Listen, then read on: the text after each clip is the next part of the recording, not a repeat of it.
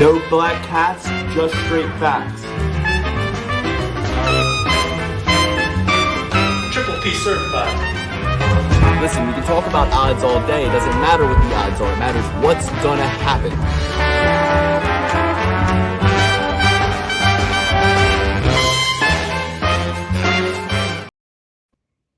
Happy New Year. Welcome to Perfect Parlay Pursuit. We are here off of an extremely long and arduous break month. No UFC for quite some time. Last UFC card I watched was Colby Covington versus Joaquin Buckley, and we haven't been back since to talk to you guys. I'm deeply sorry for that. I thought I was going to be giving you guys content all throughout the Christmas season, but I got a baby on the way. I got a 2.5-year-old, and it's a lot of family time, a lot of gift giving and cookie making and things of that nature. So here we are back in the saddle again. We're going to give you our early predictions. Had to check in with you before the end of the year.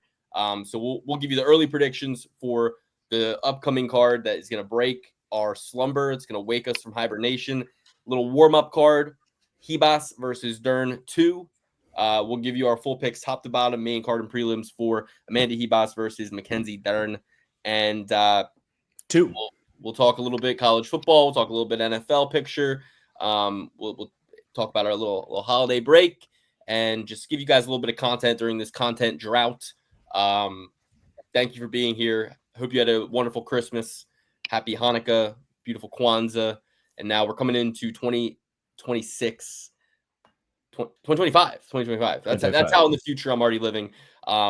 It's 2025 in my head already. I'm back at the gym. I'm starting a fast. I'm going to go. My goal, it's dry January, guys. It's dry January. I'm going to be lucid. I'm going to be locked in. No alcohol for the whole month of January. I'm going to try my best. Definitely no alcohol, but for this, I'm going to try my best too. I'm thinking keto the whole month of January, possibly a borderline carnivore situation.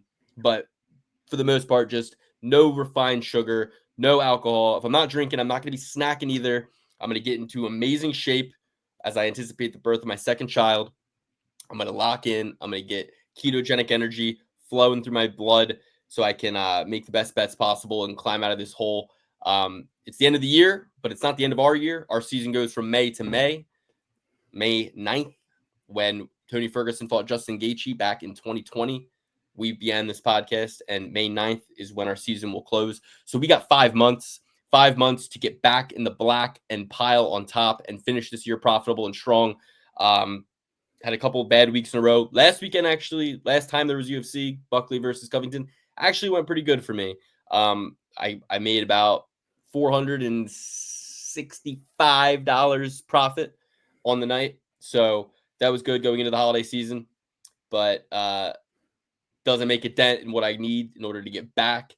And I'm going to be playing very smart, very strategic. The original goal is at hand here, folks. It's the perfect parlay pursuit, and I'm going to pursue a perfect parlay.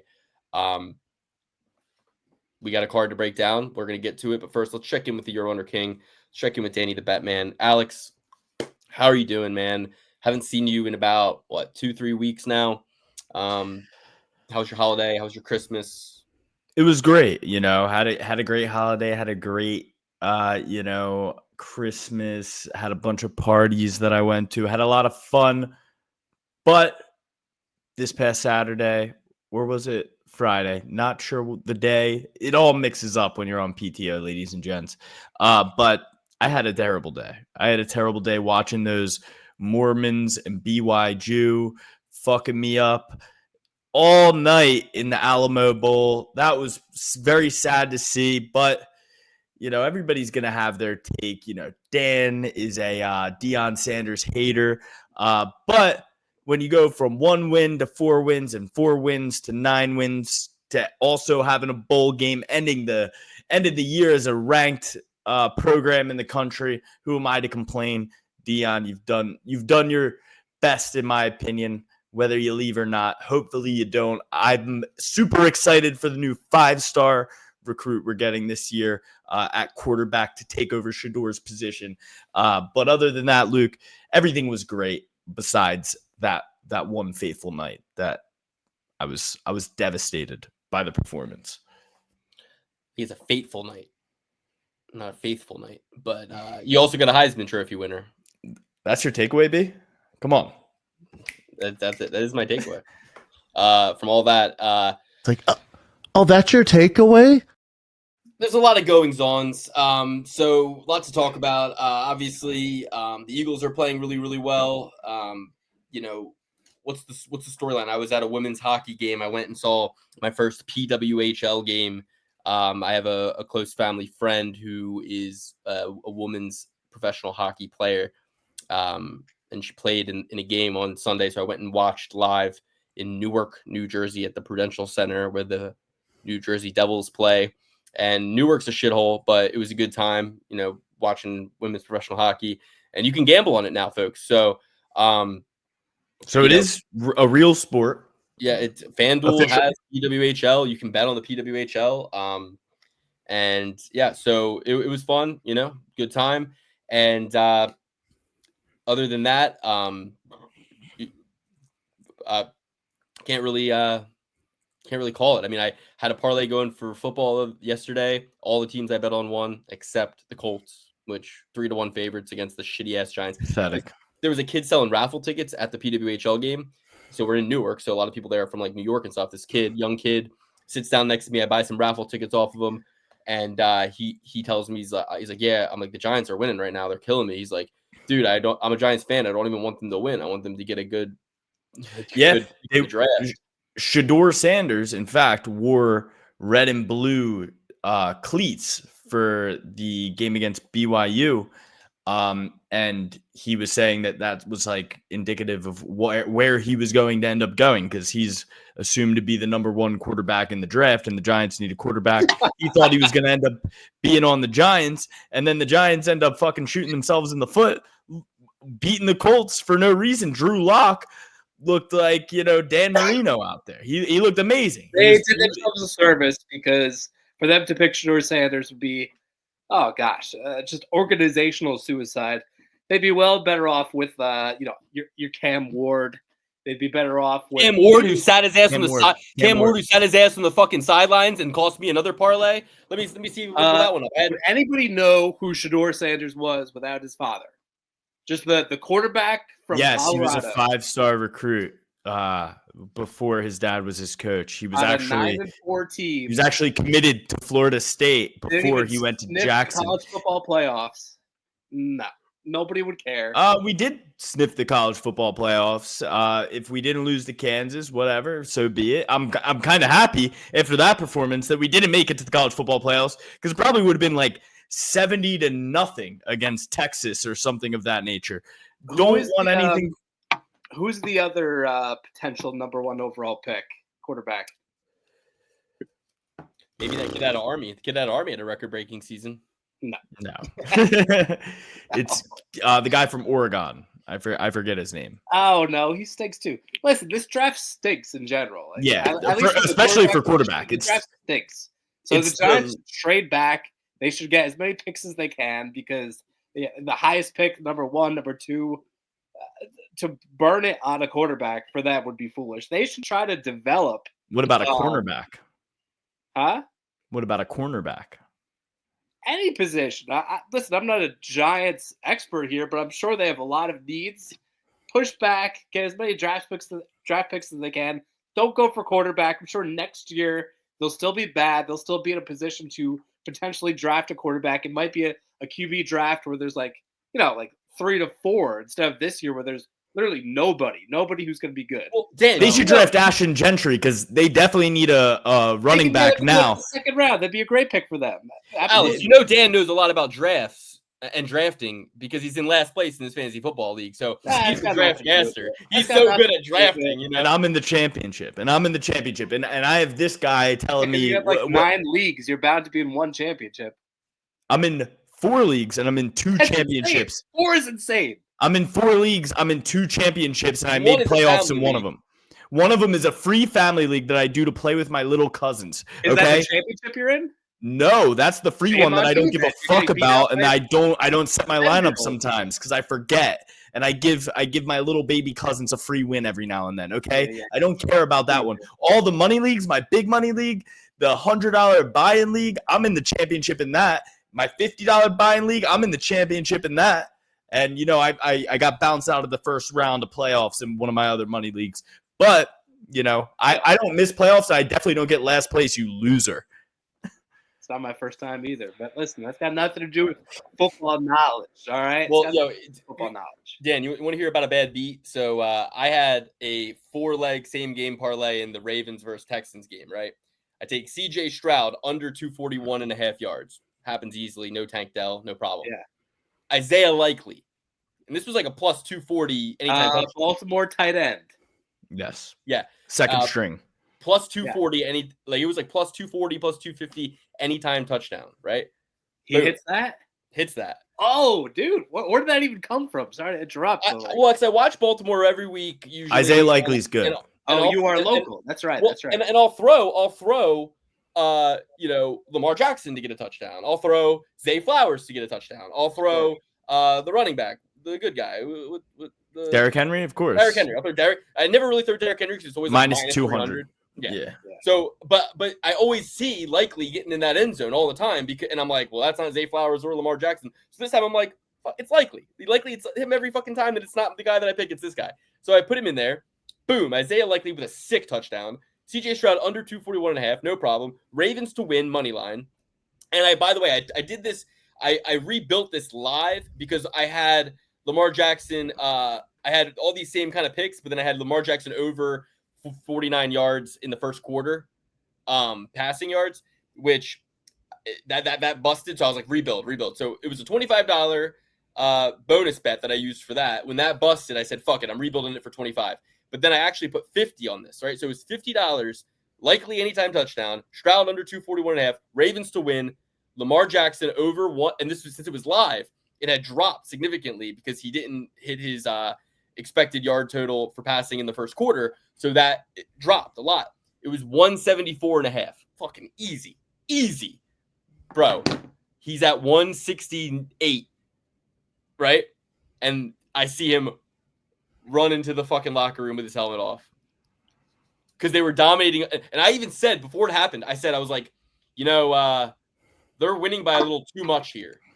Yeah. It was like 21-2 or something like that. I'm like, they're winning by a little too much. Like, this is actually making me nervous now because he's not gonna risk like his stats. He's not gonna. Last two games of the season are kind of tricky in many ways. Luke, I completely understand where you're coming from because I owe a debt of gratitude to my Atlanta Falcons who kept that game close against the Redskins, kept Jaden Daniels in all night, made sure that I went up big on my boy in the championship. I'm up 30. If Brock Purdy doesn't get more than 30 something, because I got the 49ers defense as well, I'm in good shape. This Brock Purdy doesn't. Dude, I mean, listen, that was a $50 bet to pay $700. Dan, you are in last place of your league. It's literally like, I think anyone listening, watching this, would agree with me. Like, the Lions' offense has been humming for 15 straight games. They have 30 injuries. Suck. And by the way, when your offense sucks, that means your defense, fantasy-wise, is going to suck. The Lions are going to have. I think Fred Warner's coming back tonight. Say what? I think Fred Warner's playing tonight. Oh. That's a big game changer. That's a game. Back, he's banged up, and the Lions have been amazing. They're hurt. They're really hurt, and I think that their defense, on offense, on offense too. They lost their thunder. All they got is lightning now. Gibbs is a beast. My same game parlay, just a $10 bet tonight. It's Sam Laporta anytime touchdown scorer. Playing against him in my other league. Tim Patrick under 27.5 receiving yards. I don't even know who that is. Exactly. Neither do I. So I was like, under. Right? Jared Goff over 247.5 passing yards. Ooh, 247. It's a lot. Big number. Big number. Nah, they're gonna be milking the clock a lot. But then I also got Brock. I think it's gonna be. I think they're both gonna be lights out tonight. I got Brock Purdy over 255.5. Nah, we can't have that happen. That's Alex. Look, I'll cut you in on this. It's $10 for 770. Purdy. Okay. And then the whole game total is I got under 50.5. So I'm looking at I like that.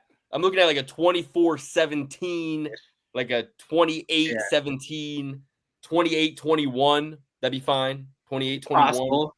Yeah. Especially if Fred Warner's back. Fred Warner's playing, baby. Fred Warner's playing. It's going to happen. Yeah. It'll probably be like 20. It'll probably I just watched him run out of the 24, tunnel 21. as you said that, Dan. It got me so hyped up. You said Fred Warner's back. He was like, whoa. He was going crazy. He looked like Ray Lewis out there. I'm pumped. Well, anyway, we got a whole UFC card to break down, but there is some news. Conor McGregor versus Logan Paul boxing exhibition match in Mumbai, India, where they're both expected to split a $500 million purse. So if this happens, I think it's pretty safe to say we're never seeing Conor McGregor again. He's never going to fight again if he makes $250 million. Not that he doesn't already have plenty of money, but we're just not going to see him. We're not going to see him again.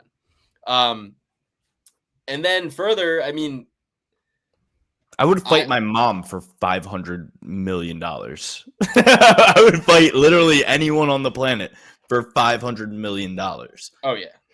That is an insane amount of money. That is a crazy amount of money. I mean, dude, Logan Paul is like 6'3", like 210. No, not 6'3", but like 6 foot at least, 225. He's bigger than Jake. He's bigger than brother Jake. Yeah, dude. I mean, I'm not saying first of all, it's an exhibition. See, I really said like after the Jake Paul Mike Tyson thing, I would never watch another one of these again, and they're gonna make me watch it. Like it's McGregor. I will watch anything. I watched McGregor in Roadhouse. You think I'm not gonna watch? Luke, it's the meme. Oh, you're gonna make me fucking buy another exhibition fight? Oh, I know. I rented Roadhouse to watch McGregor. Like, why wouldn't I watch this? You know, of course. Why as bad as Roadhouse? It can't possibly be, and it won't be as bad as Tyson versus fucking, Tyson Paul. I mean, and I buy everything. I bought Usyk versus Tyson. By the way, I did bet on Usyk to win and Usyk to win by decision. Got a nice little $500-$600 there. Yeah, he's sharp, guys. Sharp.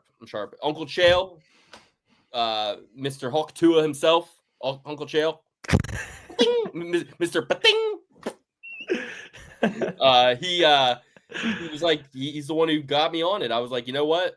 I would love to see Tyson Fury win. I'm a big Tyson Fury guy. He got you on Usyk. He got you on nicotine. He got you on it all. This Chael Sonnen, he's a good and bad influence. The duality of man. I love the balls on my mouth. The extended pause is what makes it, because I always think it's going to end a little quicker. And then he didn't say pause. He paused. He paused and looked at you deeply. That's him wondering if he's going to cut that entirely. By the way, we really slept. We fucking slept on Gilbert Burns leaking his number and us not calling him. Like, we really slept on that. Yeah. You know, like, oh yeah, that's like one of my bigger regrets of 2024 is like, that not calling Chael Sonnen when his number was still alive. I want to talk through some of our best bets of 2024, even though it's not the end of our calendar year, it's the end of the calendar year.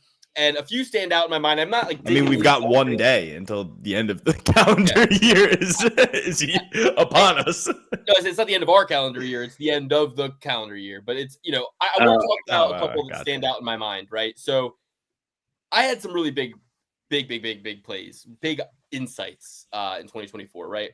You might remember I took Dricus du Plessis to beat Israel Adesanya. That was a good one, right? But that doesn't stand out as much as Ilia Topuria to knock out Alexander Volkanovski. Ilia Topuria to knock out Max Holloway. Kevin Holland to quit on his stool against Roman Dolidze. Roman Dolidze as an underdog. Joaquin Buckley to knock out Wonder Boy. I feel like I had some really good eyes on some really solid bets this year. Those stand out as my favorites. Ilia Topuria, my new favorite fighter. Best guy ever. Love him so much. Bet him to knock out Volk. Bet him to knock out Max. Knew both those things were going to happen. Bet it, locked it, did it, got it. But none stand out even more than on the night that Dricus du Plessis beat Israel Adesanya, and I did take that bet. And I also took Walter Volker by submission. Walter Volker 11-1. 12-1, sometimes even 13-1. Walter Volker to submit Tafa. That was one of my favorite bets of the year because that just stood out to me. This guy's got a Dagestani beard. He's training with Russians, and he's taking on a kickboxer who doesn't even have a white belt. He doesn't even have a belt. He wears a bathing suit most of the time. So you also bet him against most of the time. Luka Brosny or whatever, big time across a lot of parlays, if I remember correctly. What are you talking about? You got Luka for like minus 800 or something. I don't know. Do you want to hear something really? What am I saying? Do you guys want to hear something really pathetic? The last time I have won a bet on the UFC. Oh gosh. September 7th. Man, if that's the case for you, I probably haven't won a bet since like 2022. So I won on September 7th. I did win a great amount of money. I won over $1,000. I had Sean Brady, Steve Garcia, Yanal Ashmoose, Nathan Fletcher, Chris Padilla.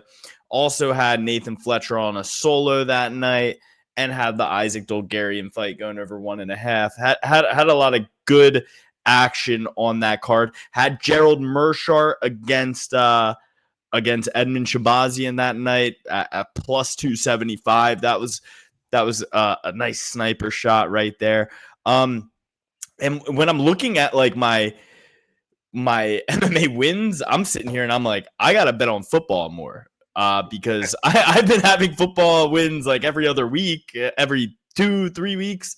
But this UFC is really bankrupting me at this point.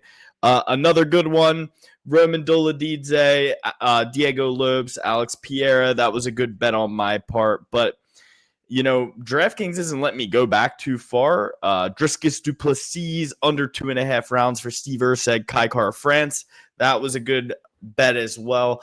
But yeah, man, like the second half of the year has not been too kind to me. I think I started off a little hot, really cooled off. I mean, if you look at these boys, I can't say I've cooled off as much as them.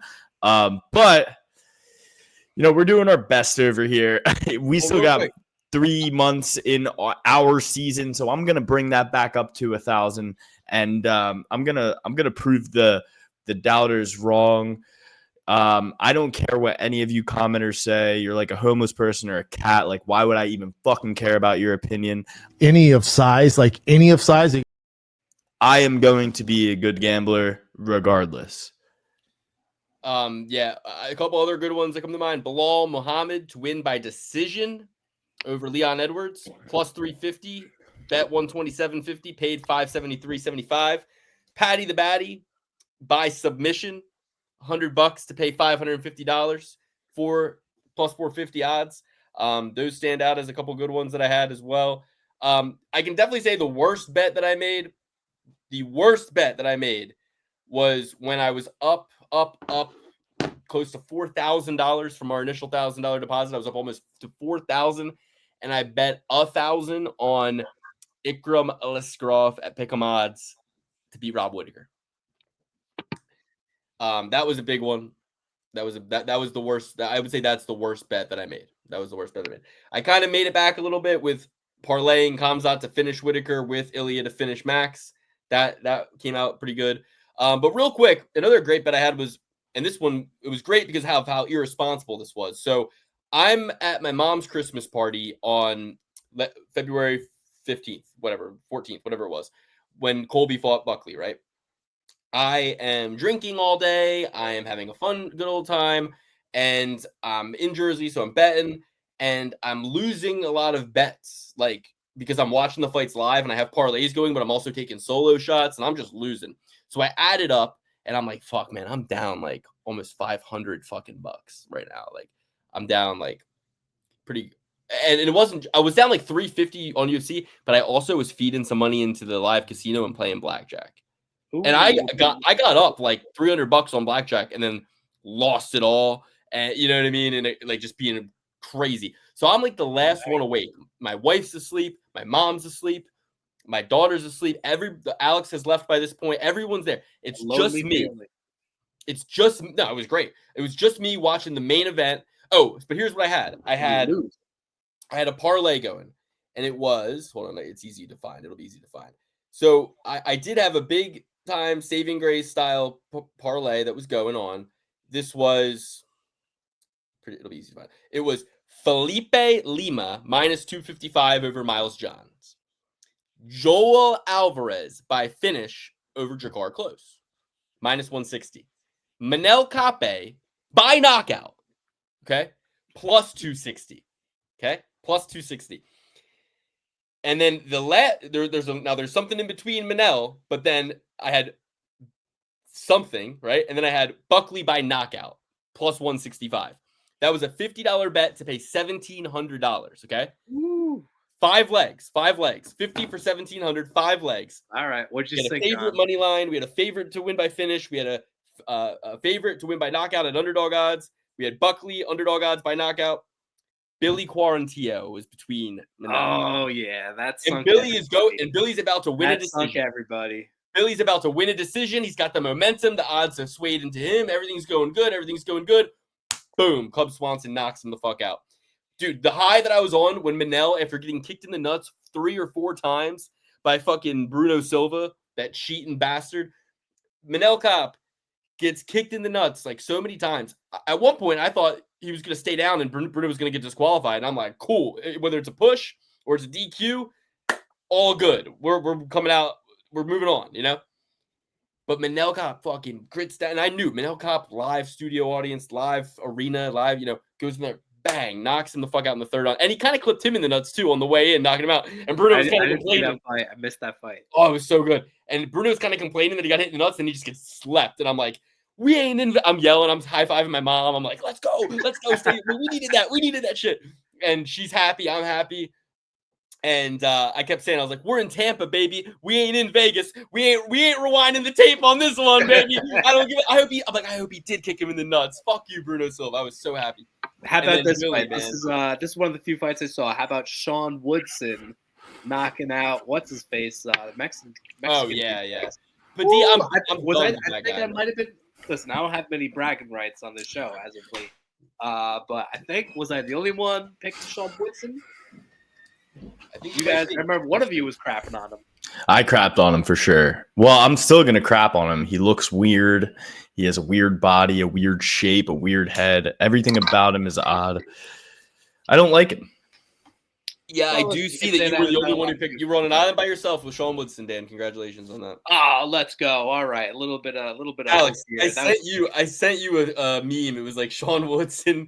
Yes, it was hilarious. I'm trying to find it. It was a meme. It was like this fucking crazy looking guy, and it was like Woodson just running through the fucking featherweight division. Let's see if I can find it for you guys. But yeah, overall, great year with great bets and a lot of great times. Good stuff. I think there was no worse card in terms of where I was at the end of it. Peter Yan versus Davidson Figueiredo card where I did exactly what I told Alex he was going to do, which is I lost so much that I ended up just being like, I'm fucking switching my pick, even though I picked Figgy. I went back and forth on it a lot, but I really knew Jan was going to win. And I was like, I got to bet Figueiredo because he's plus 300 and I just need to win money back. And I lost way more money on that one. But yeah, it was overall a very, oh, here it is. Check this out. Holy cow. Hold on. I got to turn my background off for a second. What's holy cow, Alex? All right, Dan, there was just a bit of a scuffle on this.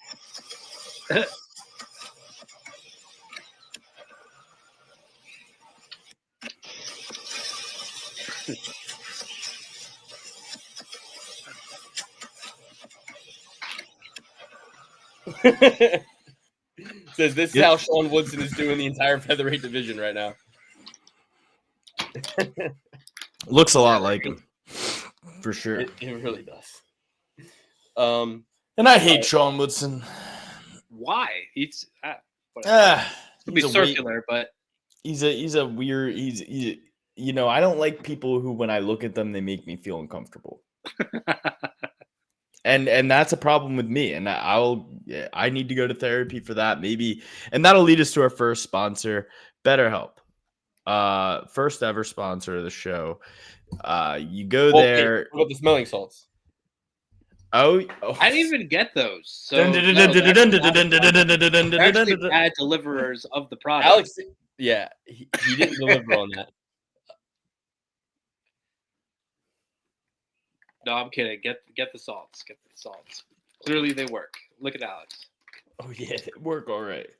Make sure you're not doing those every day, Alex. Apparently they have side effects.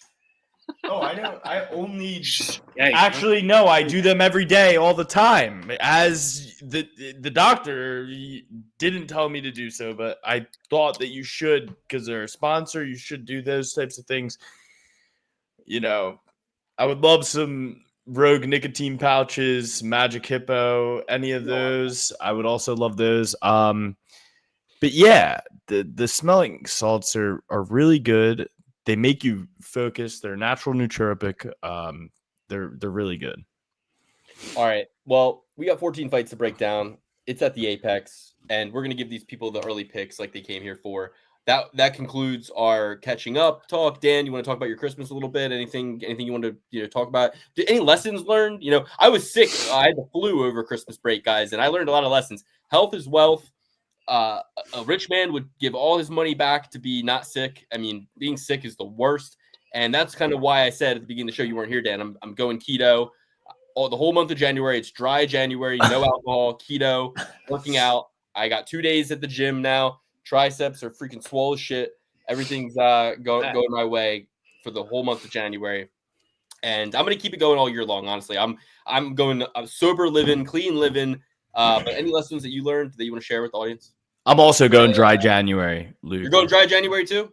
For the record. All right, yes. Respect, brother. I'm going dry all the way through the summer, and then I'm taking a belated bachelorette. I'm going to have a belated bachelorette. Dan, you're invited. We're going to Canada. We're going to go. There's plenty of casinos, plenty of steakhouses. We're going to have a big boys' night out, in Canada. So I thought we were going to Vegas and going to a fight. Nah, not in the summer. Not in the summer. We ain't going to Vegas in the summer. We ain't going to no fight either. We're going to Canada. We're going to go to Canada, where the beer flows like moonshine, and it's going to be a great time. Awesome. My passport is locked and loaded. I'm ready to go. Yeah, we just make sure you clear up any arrests that you had. I got to make sure I got my college record expunged. You know what I mean, a little bit, so because they won't let you in. They won't let you in. Well, I got into Italy like 2 years ago. There's no freedom of speech in Canada, so you got to watch your tongue. Got to hold that tongue. Well, very, very few places actually have freedom of speech. So, yeah. Dog, I'll give you some stars. Don't let you right over the border. All right. Don't worry about no arrests. Okay. I'll give you some stars. You're not a felon. You can vote. You can go to Canada. Well, I'm gonna go. We're gonna go, and I'm gonna be straight up. Just my goal is to just be so jacked. And I'm going full Christian Bale and American Psycho. I'm gonna be obsessed with my physical appearance. I'm gonna just get so obsessed with my physical appearance. I'm gonna be like the best looking guy ever, and girls are gonna be like, "Oh my god, that's a hot dad." I want people to be like, "Dilf." Hot Should I do dad. another smelling salt? I don't know. Definitely. Alex, you have so many health problems. Like, I'm not happy with you just taking 15 salt shots in a row. You shouldn't be doing that.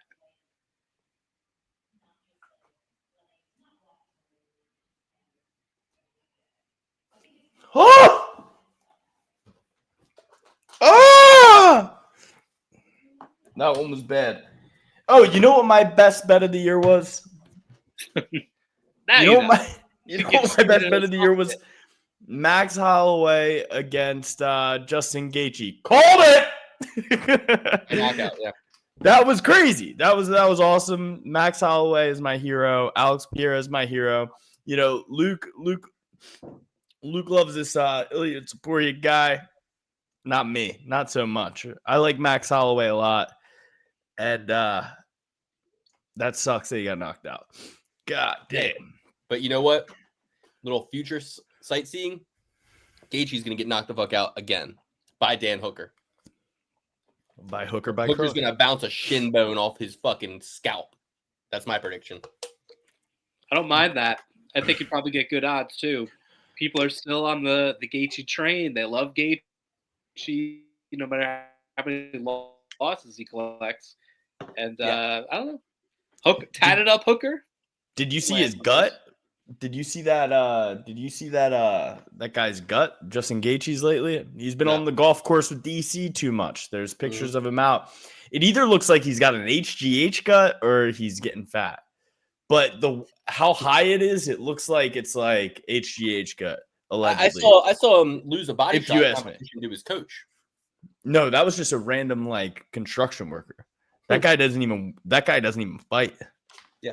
So I think he's gonna get battered by Dan Hooker. Luke, but don't get fooled. Houdini used to get punched in the belly all the time, okay? And Alex Pierre went over to Korea or something and was punching guys in the belly and kicking them in the legs, and they weren't even moving. I think there's certain guys that just train their bellies.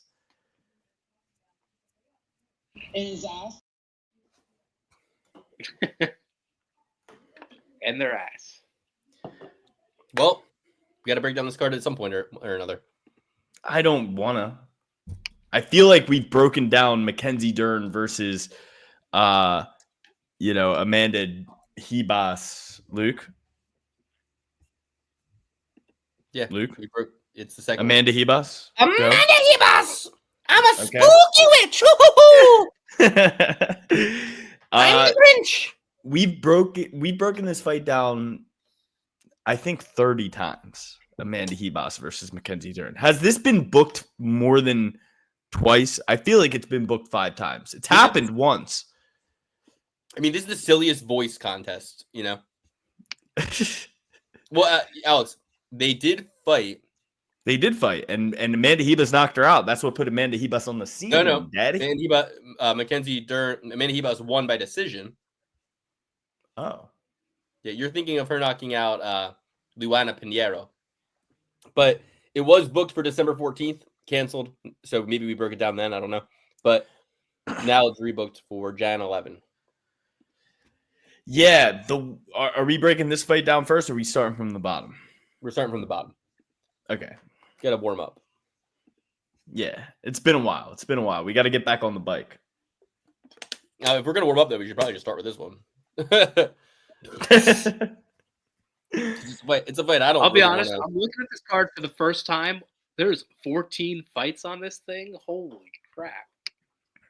A lot of fights on this card. We gotta go. Let's do this.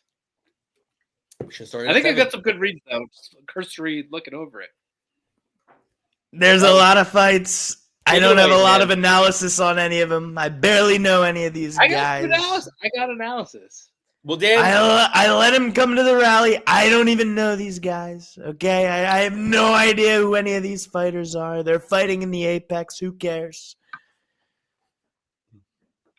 All right. There's not even a crowd there. All right, sorry. I just wanted to interrupt you. Go. I looked at the Apex. I said, "Where's the crowd? Is this a Kamala Harris rally?"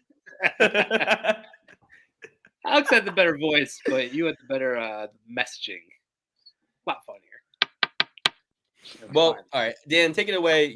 Set the pace for us for the first fight. Nurillo Alves. First fight. Nurillo Alev. Just kidding. Nurillo Alev versus Yanel Red Fox Ash Moose. Sanford, you're my son. Sanford and Son Red Fox. Oh.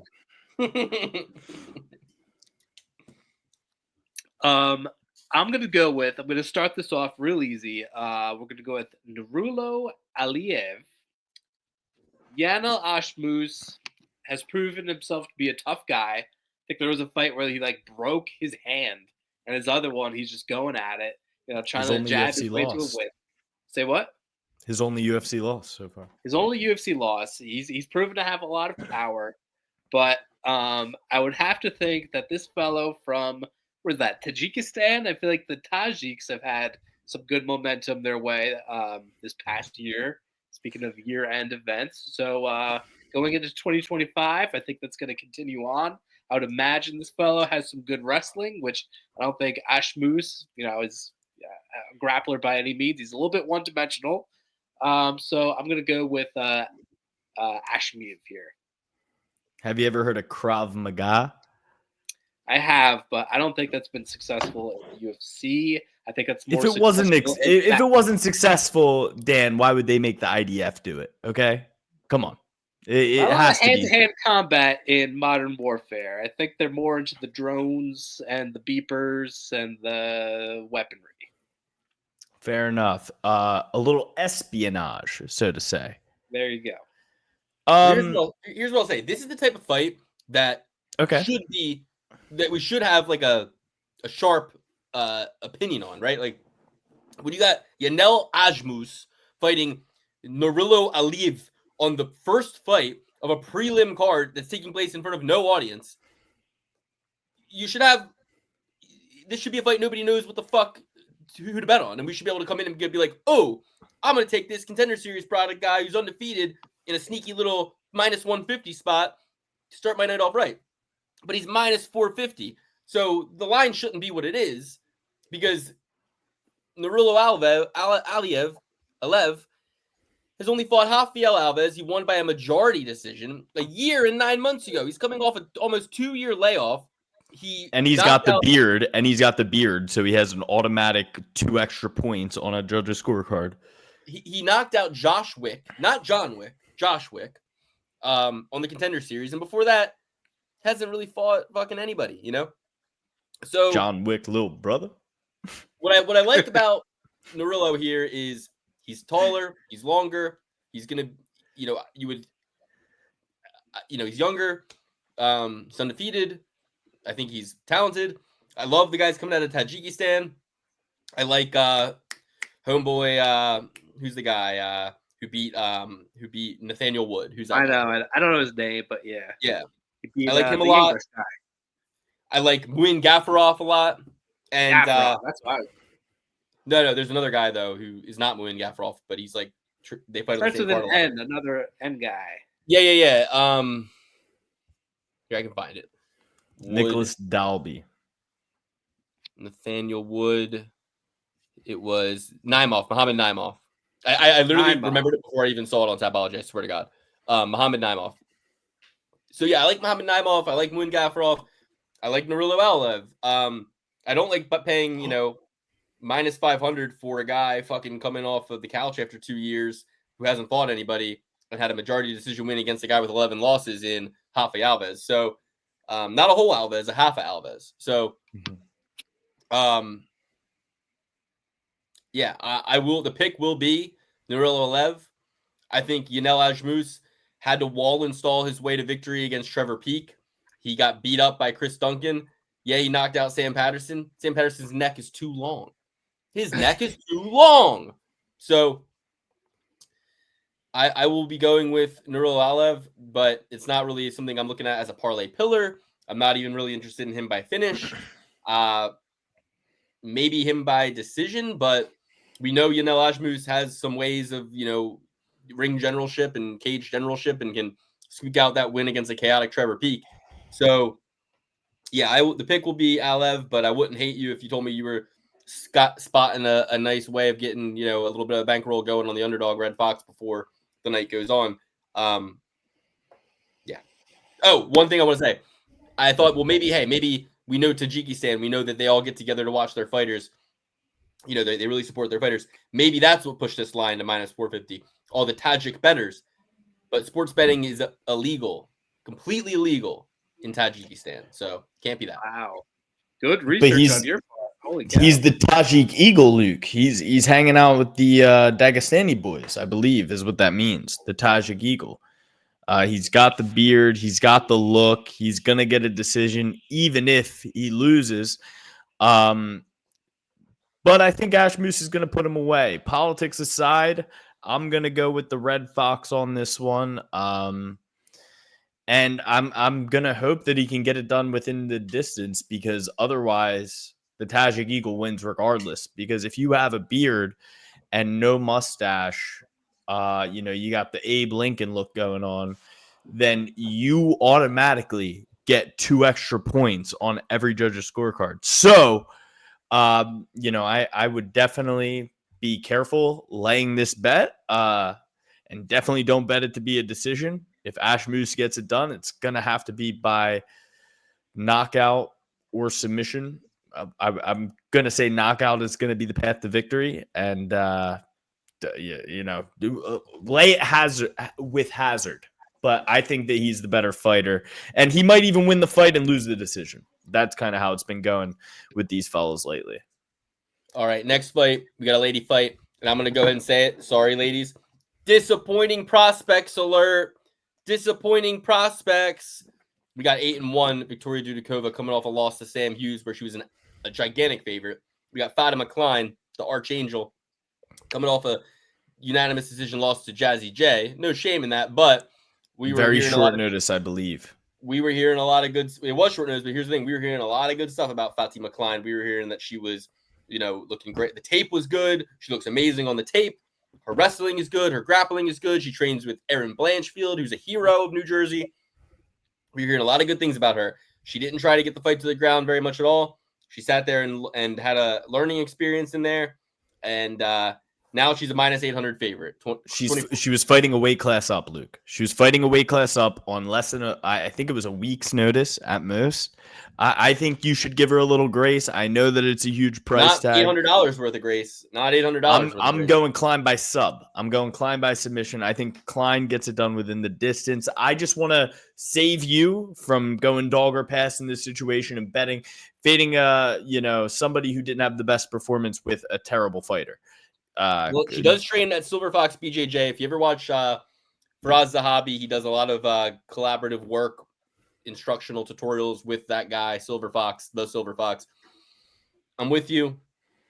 Fatima Klein, if Sam Hughes, who I have a lot of respect for, but if she can get Dudikova to the ground like she did, if she can put it on her like that, I think maybe we see a Fatima Klein finish here. I think that could be possibly the only way to take this.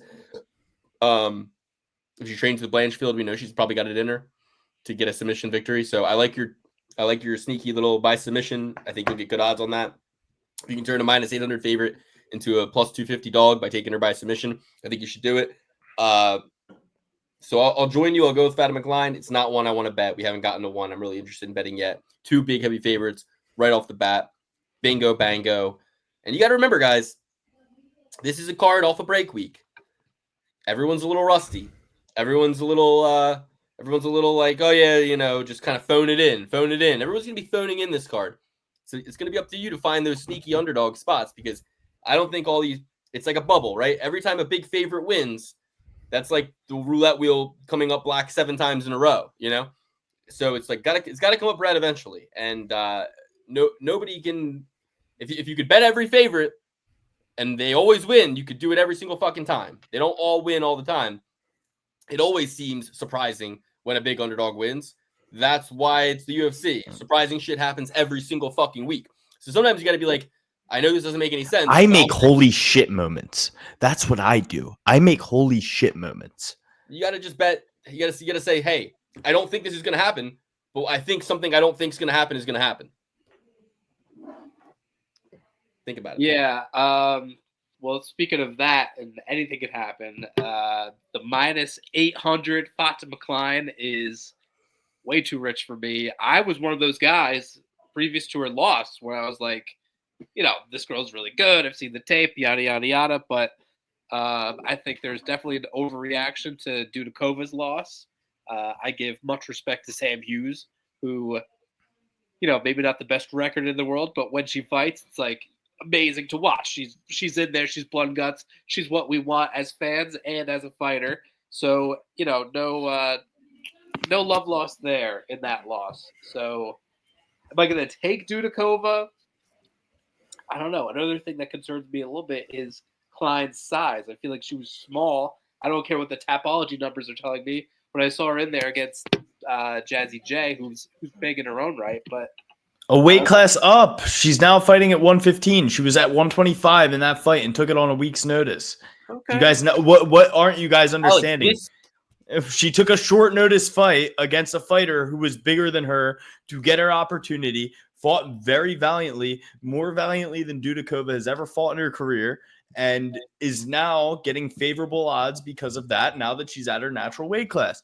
What don't you guys get? That's all well and good, but at the end of the day, you're betting on a women's finish. I would rather just go with the dog that is. It's probably a much more of an evenly lined fight than the line suggests, and is at plus 500. So I would take that over a female finish, and especially someone that's not proven in the UFC yet. So that's where I stand.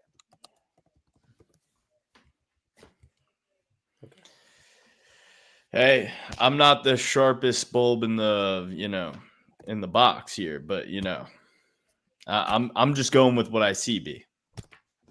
All right. Bruno Lopez versus. Brother of Diego Lopez. Is it really? No, I just made that up. Yeah, Bruno Lopez versus Magomed Gazaulov. 9-0 versus 13-1. Light heavyweight fight.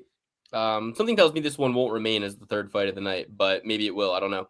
Both 6'2", both 75-inch reach. One guy, the favorite, Gadzulov, is coming out of Bahrain, and he is coming off the Contender Series victory over Jose Medina a year and 2 months ago. And Funky Cold is his nickname. And he also was able to beat Brenson Hiberio by majority decision. Bruno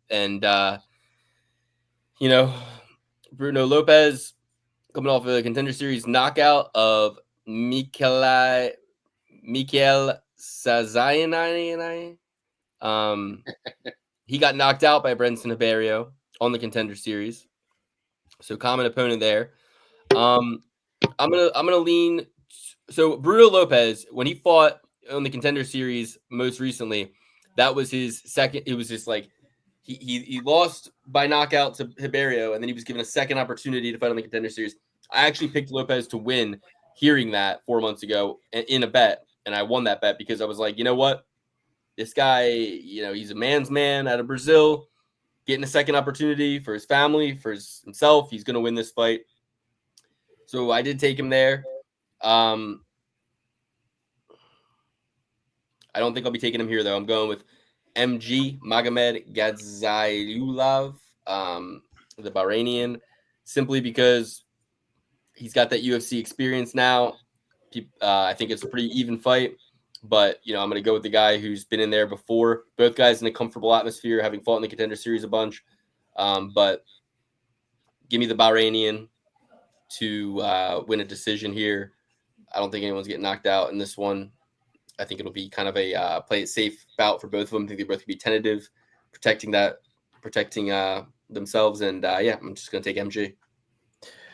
I'm going to go the opposite way here. I'm going to go with Bruno Lopes.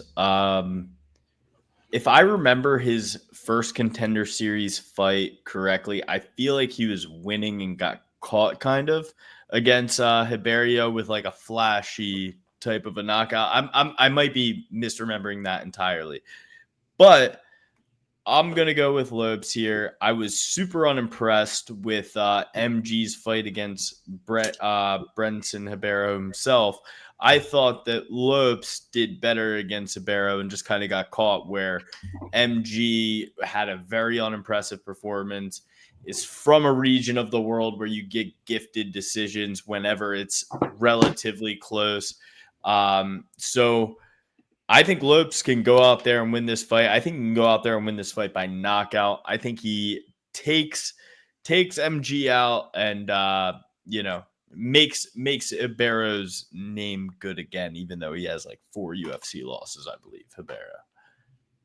So I wouldn't argue against either side of the money line here.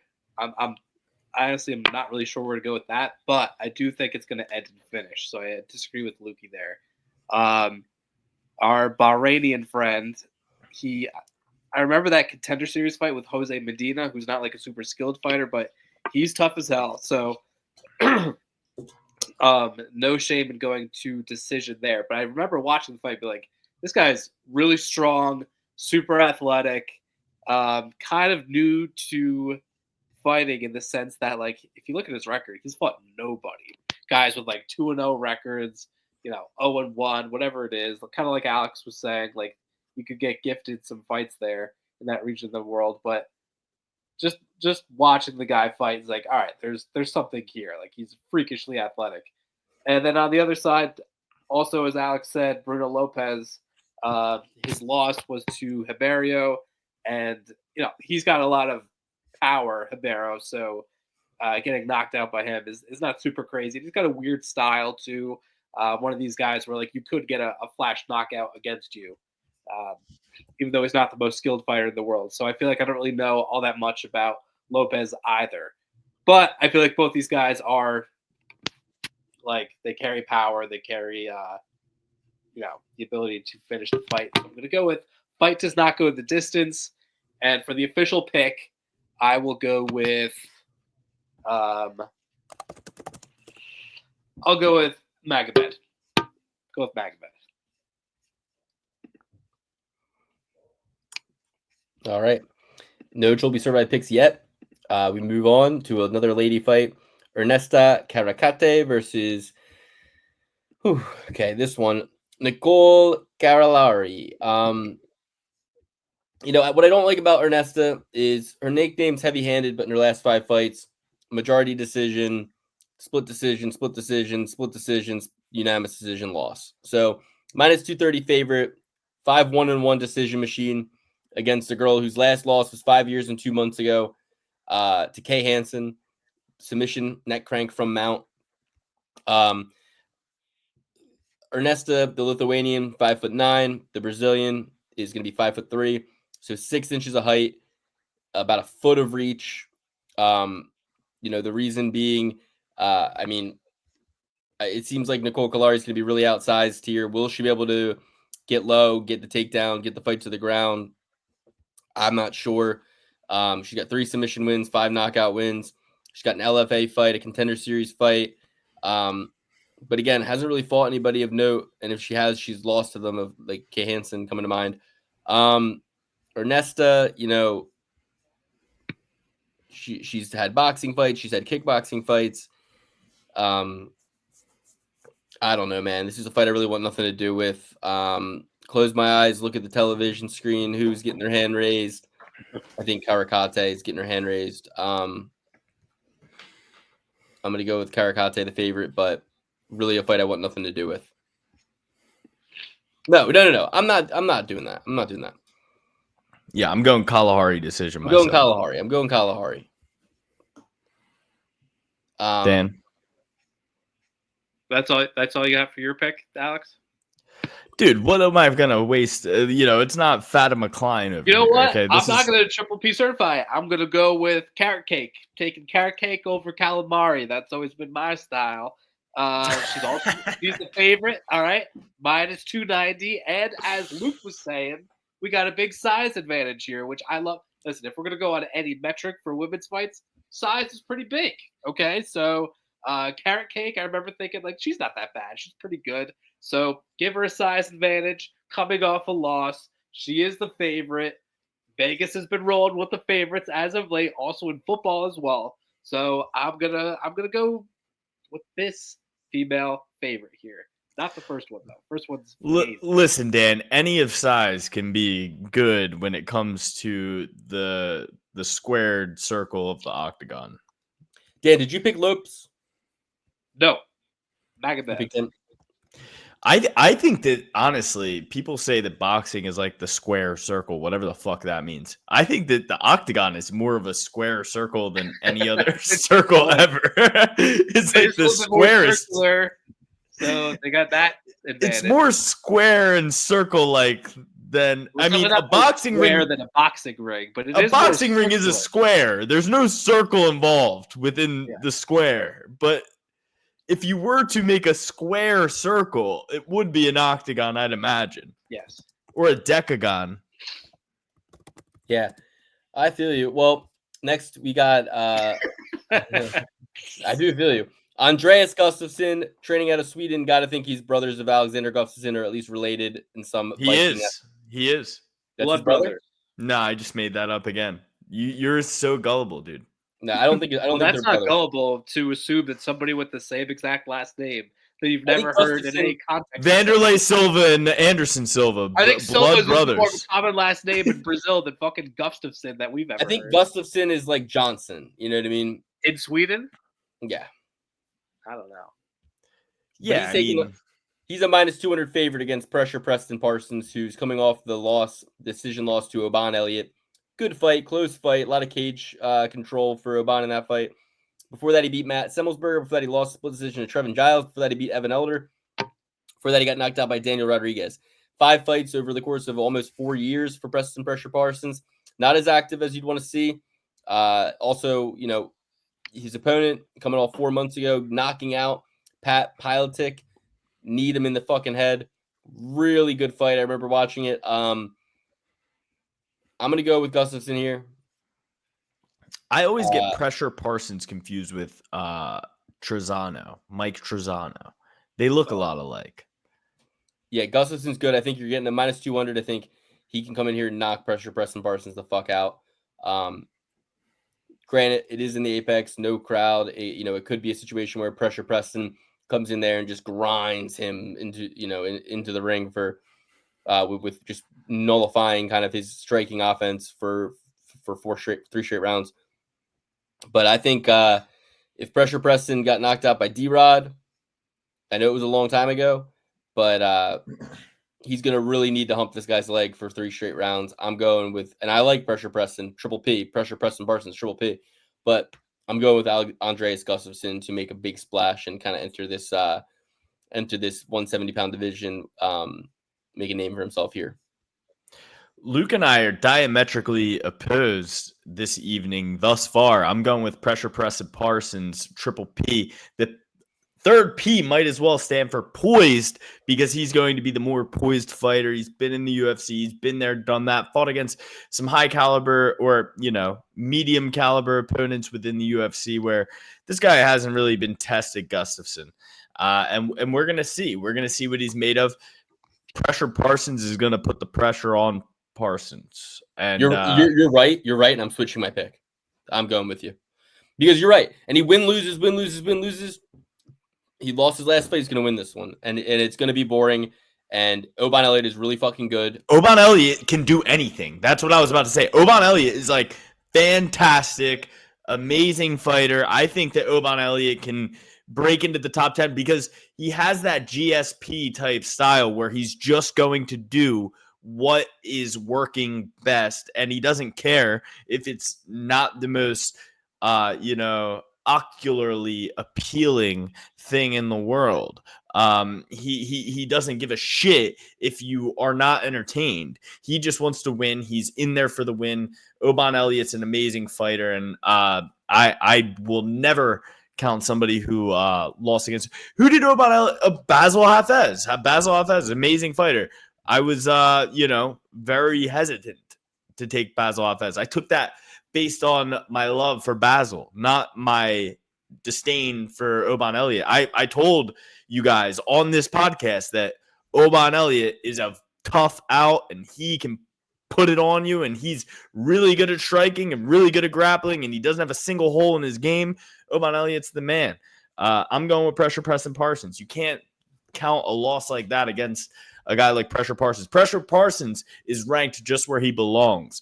Oban Elliott is working his way up. Pressure Parsons is going to be one of these Clay Guida types, always in the top, 10 to 20. He could work his way up to 12, but that might be as high as he gets. Dan, what do you think?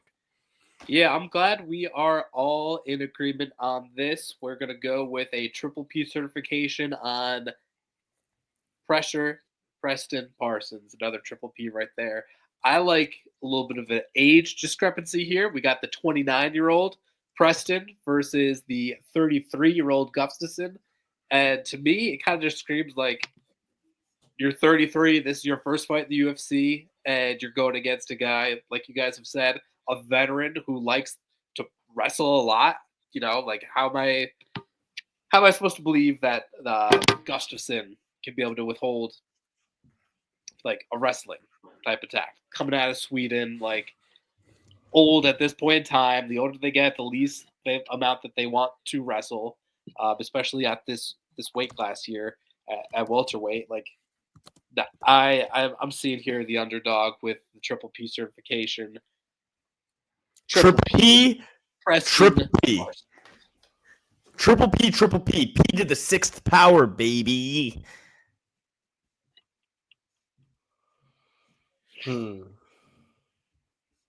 Now he's switching off because I No. I was asking ChatGPT about Karakate versus Cornell, Karakate versus the Kalahari. Kalahari. Their knowledge point only goes back to like 1999. No. They know Come on, about you're living fucking the past. characters. ChatGPT has been updated, my friend. It's literally using YouTube videos and shit right now. Like it's searching the web. It's doing a lot for me. You got 4.0? Dude, I got the yeah. And I think we should all maybe go in on like the $200 a month one. But either way, it doesn't really matter. It thinks that that journalist still was using like free Kalari has the advantage ChatGPT due to though. her experience and adaptability. That's what it says. Kalari has the advantage due to her. It says she's going to secure the win. Carrot cake? Now I want to go against and the Gustafson's got a 3-inch reach advantage over Parsons. Challenges is going to be the grappling threat. Gustafson's defensive grappling will be tested against Parsons. It's saying that coming in as an underdog, Parsons might take more risk, go for an early finish. If Gustafsson wins, he'll likely keep the fight standing. He's got to get a TKO. Basically, it predicts Andreas Gustafsson. It says his striking ability and recent momentum, he has got a slight edge in this matchup. However, Parsons could pull off an upset if he successfully implements his grappling. Nothing we didn't already know. I'm gonna say, tell me something I don't know. Anyway, okay, so she'll be served by pressure and Parsons then. You want me to take the next one away? I got a pretty passionate opinion. Oh yeah, Moises versus Ogden, please. Trey Ogden versus Thiago Moises. This is probably the toughest fight to call on the card. I'd say this is the most evenly placed matchup. Is Trey Ogden's pressure, wrestling, adaptability going to be enough to keep the submission threat of Thiago Moises off him? I'm going to tell you, yes. I'm going to take the dog, Trey Ogden here. I love Thiago Moises. I think he's really good, but I think Trey Ogden's just going to be a little bit bigger in there, and he's going to be stronger in there. He's going to dictate where the fight takes place, and he's definitely the more well-rounded fighter. Yes, Thiago Moises has all of the grappling credentials in the world, but Trey Ogden has good old-fashioned American wrestling, and I think that is stronger than Brazilian Jiu-Jitsu. And when you can dictate the momentum and where the fight is going, like Luke was talking about somebody earlier who, just did a bunch of push jobs against the fence, that works. That wins fights. That's how you get it done. And these guys here, it's definitely a stylistic matchup, but I think Trey Ogden gets it done. Hey, it's nothing a single leg couldn't fix. I have to hop in here. I know we're going a little bit out of order, but I have to hop in. I completely disagree. I'm going to go with Thiago Moises. If you look at the losses, I know it's not always so smart to judge someone based on their losses, but you got to give the guy credit for the level of competition he's fought. In those losses, you got Ludwig Klein, Benoit Saint Denis, Joel Alvarez, Islam Makhachev, Damir Ismagulov, who was undefeated until like his last fight in the UFC, and Beneil Dariush in 2018, like in his prime. So I have to give this guy a little bit of leeway. He's not getting finished in all these fights. And then in every other fight, which he's won, he's looked good. He's shown the ability to wrestle. And I think he's just way more athletic than Ogden. You got, what's his face? Moises fighting at ATT. Trey Ogden is his own freaking coach. I know it's a good story and he's an overachiever and, he has good game plans and all that. But I think at the end of the day, I got to go with the favorite here. I'm going to go with the guy who seemingly has more skills, like faster, more athletic everywhere in every facet of fighting. Got to go with Moises. I really want to go with you, Alex, on Trey. I love Trey. I call him Trey all day. Ogden, he's in your face all day. He's got great pressure. He is constantly flying under the radar. He's constantly surprising people. He's winning fights that he, in theory shouldn't win a lot of the time. Great win against Daniel Zeluber. Great win against Kurt Holloway, Nicholas Mata, Loic Radzhabov. Lost to Iggy Bahamundes by decision. Iggy Bahamundes, who just fucking finished that really good guy in the Sphere fight. I have a lot of respect for Iggy Bahamundes. I'm just going to say that this is a must-win situation for Moises. I don't have a ton of respect for Moises. Everything I respect about Ogden, I disrespect about Moises. I like Ogden's heart. I like his grit. I like his toughness. I like his tenacity. I like his will to win. His ability to find a way. You know what I mean? But here's the thing. He's got no knockout wins in his entire career. He's never knocked anybody out.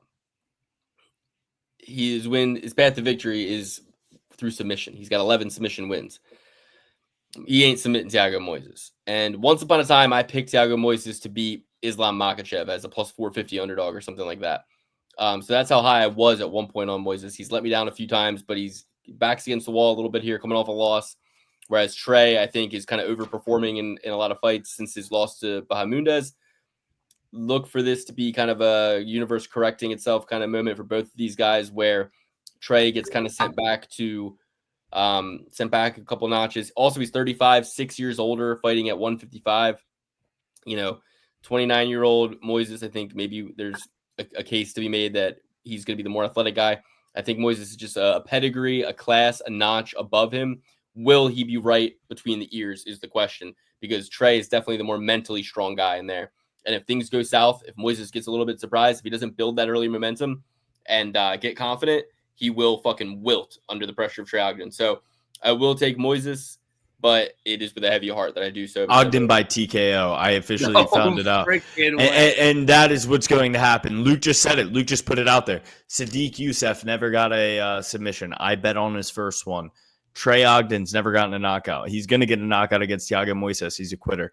Guys, are you watching the football game right now? No.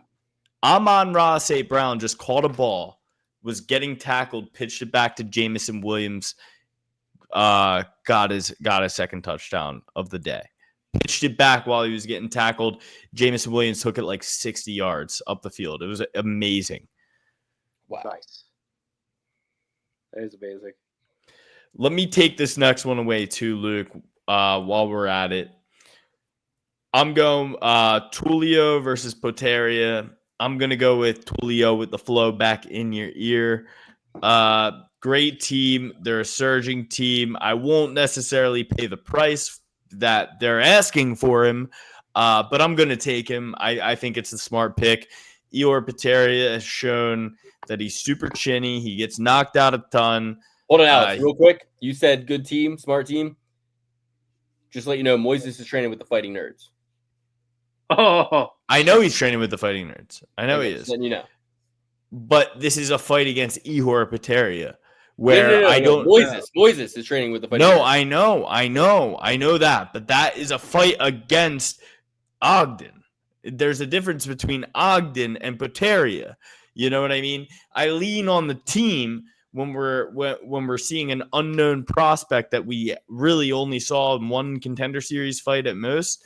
Like, we haven't seen this guy much, so I'm leaning on the fact that he's with a really good team. Yeah. We don't have a body of work as refined a body of work to work with here. So you got to lean on the team, the people he's working with, the guys that he's in there training with every single day that are in the UFC at Shoot a Box. You know, you got Ian Gary, you got freaking Charles Oliveira, you got all those other guys there. Those two are my favorite, though. Ian Gary's the greatest. Participation trophy Gary. I'm going with Tulio. I won't pay the price, but I will take him. Ior Poteria has shown that Poland is weak, or Ukraine is weak. Ukraine is waiting to get taken. Well, here's Seinfeld. You had to be there. You had to be there. It's Seinfeld, guys. It's called comedy.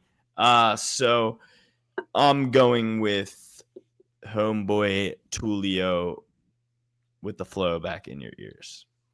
Listen, what will always stand out to me was the Adolfo Bellato fight for Patera. He beat the fuck out of Bellato, and really, he was giving Bellato worse punishment than he was taken when the fight was stopped. I mean, Doro Megato. it was definitely a fair stoppage, but when you look at it, apples to apples, he was doing just as much to Bellato earlier in the fight to warrant a stoppage as Bellato was doing to him later in the fight to get the stoppage. Kind of gassed himself out, beating the fuck out of Bellato. And Bellato is, an 11-2, really good, prospect at that point. He lost to Olberg. Olberg's really fucking good. Beats up on Robert Brajak, who Dan was really high on watching the film coming into that fight. And then loses to Michel Pereira, who I have the utmost respect for, obviously. And then he loses to Cesar Almeida. I watched that fight. That was the same night that Kevin Holland quit on his stool against my boy Roman Deladeze. That was the same night that Wonderboy got knocked out by Buckley, and Cesar Almeida, was fucking cheating in there. He was cheating. The ref fucking never took a point away. The ref stood the fight up when Patera had Almeida down. It was almost like they really wanted Cesar Almeida to win because he's, glory kickboxer. Alex Pereira was at the top of the card. They really wanted to boost these kickboxing guys up that night. I don't know what was going on, but that ref was improper and in not impartial. So I really want to give Hiro Patera the respect he deserves, but with one win sandwiched between two losses, 4-1 in his last 5 loss-wise. I think this is kind of them showing him the door. I think Ukraine is out. Trump's in office now. He's going to end the war before he even takes the office. He's going to make one phone call.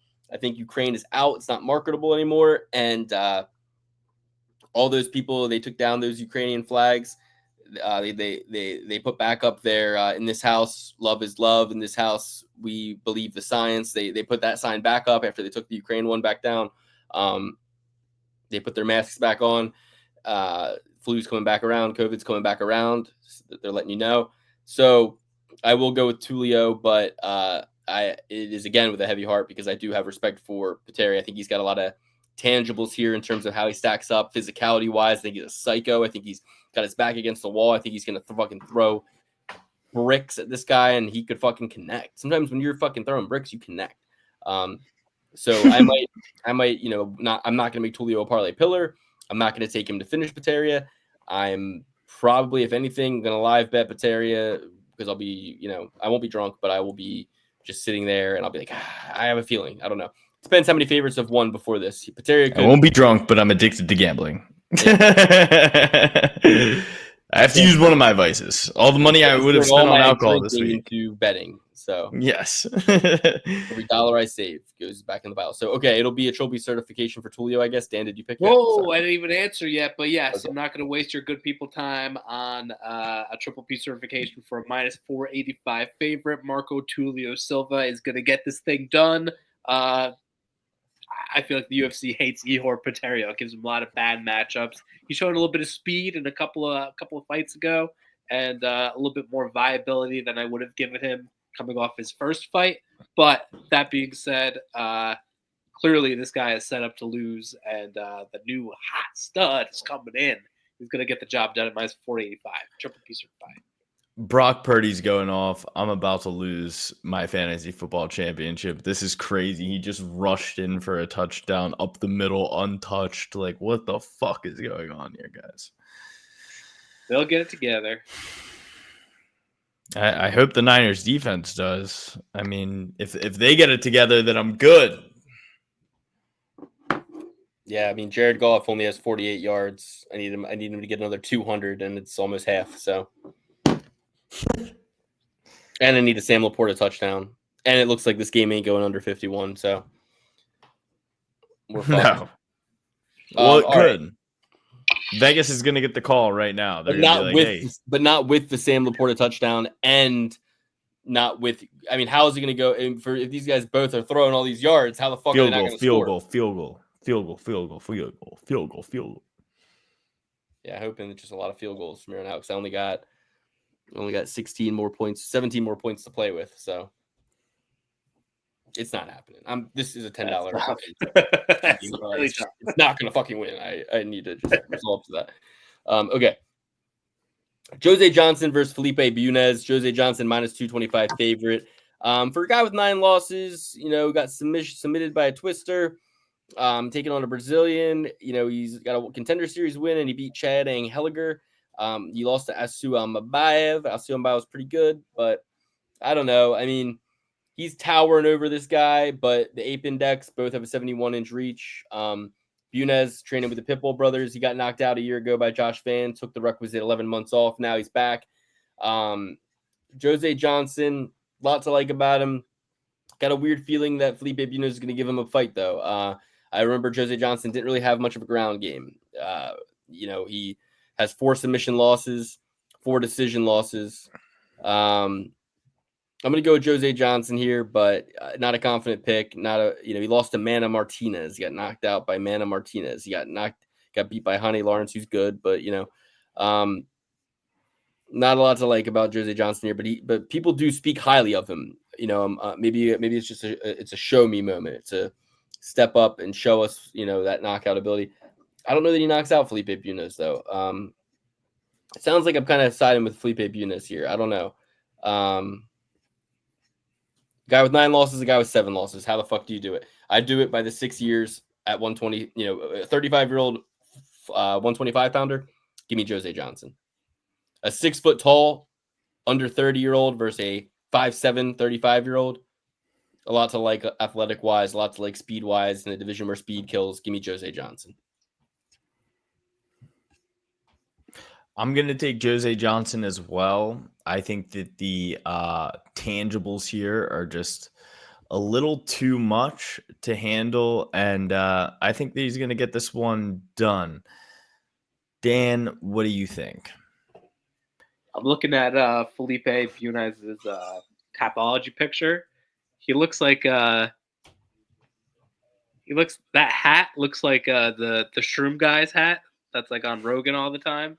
Look at that hat. It looks exactly like it. Anyway, I am tentatively going to triple P certify Jose Johnson. I disagree with Luke about his ground game. I know he's been twisted, which has only happened 2 times in all of UFC history, him being one of them, and submitted 3 other times. But when I was watching the Almabayev fight, who's obviously a very good grappler, I was impressed at many moments of that fight with Johnson's grappling, and we know that he's going to come in with the reach advantage and has that long jab and is a pretty good striker. So I like him here. I see what you guys are saying, where you're dealing with a little bit of the unknown in Mushroom Buenas, but I'm gonna go with the experience for 2 fights in a row. A little bit scary being the favorite here at pretty much was it minus 200 or something, but I'm gonna ride with that. I like Johnson. Not crazy, not a parlay pillar like Luke said, but Johnson's pick. All right. Yo, Luke, doesn't this hat that Buenas is wearing, isn't that like the hat of like the mushroom guy on Joe Rogan? It looks like it. Paul Stamets. Yeah. Yeah. It also just looks like some shit out of Elden Ring or something. See, I knew Luke was one of the 1,000 murderers on this earth that would actually know that guy's name. Like, I'm just a pedestrian. I wouldn't necessarily know what Paul Stamets' name is, but if I you're appreciate cultured enough, you can recognize, like, if I say mushroom guy and like show you that hat, you would get it. I'm But getting on the the Stamets name, stack. I'm gonna get on the Stamets stack in January. Lion's Mane, niacin, and psilocybin, baby. Let's go. All right. Punahele Soralelo versus Urus Medique. Easiest pick on the card for me. Minus 200, too generous. 200, too generous. Give me Urus, the Doctor Medic. Urus Medique finishing Tim Mean 7 months ago. Got finished by Mikelek Oralbai a year ago. No shame there. Knocked out Matt Semmelsberger. Looked career best in that fight a year and 4 months ago. Meanwhile, Punahele Soralelo stinks. Bum. Trash. What more can I say? No respect for him. Should have got beat by Miguel Baeza, but Chocolate Thunder can't fucking... Caramel Thunder, whatever his name is. He can't fucking fight. That guy should be a champion, but he stinks too. Yeah, I'm taking Urus Medique all day, all night to fuck up Punahele Soralelo. This should be the lightning round, triple P certified. Urus Medique. I've been talking about this guy since his first fight in the UFC. Very skilled. Puna, as Luke said, I don't want to be disrespectful, call him a bum, but I think Medic comes in with a lot more tools and a lot more skilled at using them. Uros Medic all the way, a pillar for this week's parlays. Soriano is going to be a guy who just got in a car accident in Dallas, and the medic is going to say, kill him and harvest the organs. Specific, you got to go to InfoWars if you want to know this type of stuff, okay? And rest in peace. Speaking of that, rest in peace to Stipe Miocic, just off of the UFC roster as of like today or yesterday. Oh wow. Yeah. Wait, they cut him or he retired? No, he died. So No. I said rest in peace. No, his career died, Dan. Come on. Well, Stick I with me say here. He died. I said, was he cut or did he retire? Both. I don't know. He's out of the testing pool. He's off the There's a roster. difference. There's one way you go out with some nobility, and then the other one is shameful. It's a big deal. Anyway, sorry. All right, next, Austin Bashi taking on. Let me C-Rod. finish off. It's medic. It's medic by, I think, decision. I think Punalele Soriano is a little too tough to get out of there within the distance, unless he gets him out of there by submission. That's the only path. It's submission or decision for me. I don't think he's knocking that coconut off its head. But medic all the way. Okay. And all. Can I Sorry. go? Fucking Christ. Austin Bashi taking on C-Rod, Christian Rodriguez. Christian Rodriguez, I mean, this guy finishes, 3 really good decision wins in basically the young whippersnapper, up-and-coming prospect tournament. Gives Raul Rosas Jr. his first loss. Gives Cameron Simon his first loss. Gives Isaac Dolgarian his first loss. Now, I kind of disagree with the Dolgarian split decision win. I thought Dolgarian did enough to fucking get that win. Then he loses to Julian Rosa. Julian Rosa, who does what he does to these fucking young whippersnappers, finishing them, getting that guillotine choke against a lot of guys who are hot prospects, proven the old man can still do it at the low weight class, 145. Listen, here's what I like about Bashi. Bashi, Michigan High School Athletic Association championships. He was basically high school Michigan, high school placement, championship in the 2017-2018 season. He was also a USAW United. What does that mean? He was a really good high school wrestler. He was a really good high school wrestler. Okay. Well, you didn't give any context that you were like Michigan Association Conference. He did it really. He's a Michigan state champion, and Michigan accomplished Association. guy. You didn't give us any context of what the fuck you were talking about. He was a high For all school I know, he's wrestler. playing baseball. Salsa boy. He went to states in high school for wrestling, but 103-pound weight class in Michigan. In 2018. He was a junior cadet folk style nationals, 5th place finish. Oh wow! In the junior cadet folk style nationals. What age? That was almost 10 years ago. So if he's what is he? He's 23 now. Oh 13? shit! Oh, that's good. He was 13. That's really good. But it doesn't look like he. So he's in like 8th grade. Looks like he 8th didn't do grade? anything out of high school. Interesting. Yeah. Wait a minute. How the fuck? Yeah, because it looks like he didn't even actually wrestle when he was a senior in high school. Unless there's just no.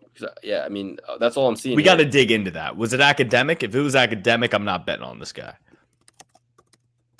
I wasn't betting on him regardless. I'm going C-Rod by decision, split decision specifically. Yeah, I kind of thought I was going to see something more. It says he went to West Bloomfield High School, Michigan. He was an all-state wrestler during his high school years. Okay. But it doesn't tell me, But all state is like good, That means out of all the wrestlers in the state. you know, he was up there. Yeah, it says with verified records in his sophomore and junior years, it's unclear from available information if he wrestled all 4 years in high school. Damn, then he sucks. You don't even have like a Probably got max sick of cutting prep that weight to record of 103. Right. And He 103 transitioned directly from high school to professional MMA. but like nonetheless 103 is like you're just the smallest guy in the state. And if you're wrestling as at 103 as a junior in high school, a sophomore in high school, like and Bulgarian is like Isaac Bulgarian, I think is big. No, like a really fucking good wrestler. Yeah. 100%. The Midwest Choppa? The Midwest Choppa? Are you kidding me? Yeah. So I'm going to go with C-Rod here. I think he's being disrespected as an underdog with his pedigree. I think he's going to surprise Bashi in his debut. Bulgarian was a one-time All-American in his high school career. He continued wrestling at Notre Dame College in Ohio, where he so not Notre Dame, but Notre Dame doesn't have a program, so he was 28-3 as a freshman in 149-pound weight class. Bulgarian finished as the national runner-up. Notre Dame doesn't have a program, so it might make more sense. Notre Dame College in Ohio. Where's Notre I'm Dame's saying not real Notre Dame, the real Notre Dame in Indiana. Yeah. Is that where it is? I mean, I think Indiana? Bulgarian, who is better at wrestling? Hey, how about this? How about instead of all three of us make picks, we just type every fight into ChatGPT and then just go off of that. It says Isaac Bulgarian is likely the better wrestler overall. So, runner-up finish at the NCAA level. Duh. He wrestled in college. If he got a double, wait, he didn't wrestle Division I though. Isaac Bulgarian. Where did he wrestle? Division II. Yeah.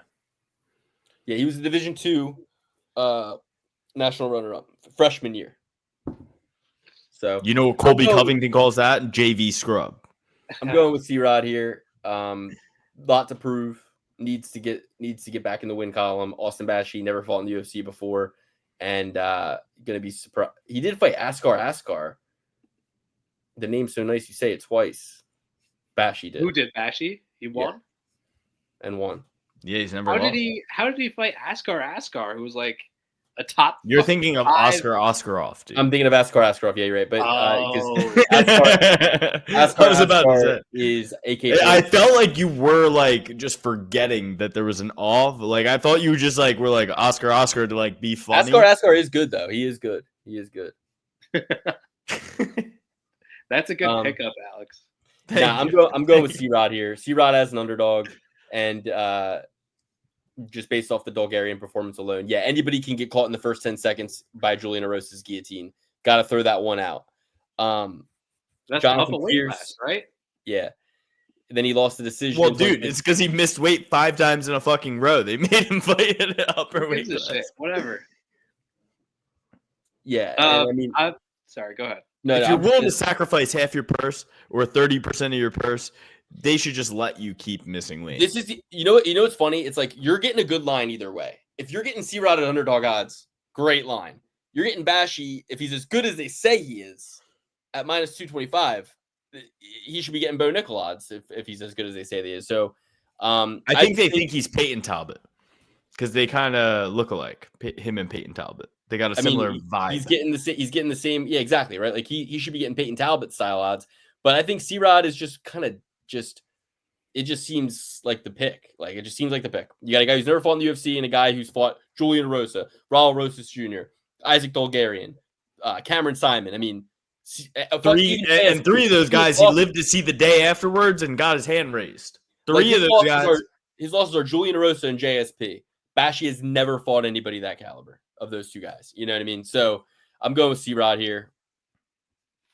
I think C-Rod would be like one of the worst opponents for someone making their UFC debut because this is the guy who, like, you know, he fought all those opponents, like you guys have said. Proven hype train derailer. Yeah, in those fights, he's had tough moments where he's like overcome adversity. He's super fucking common there.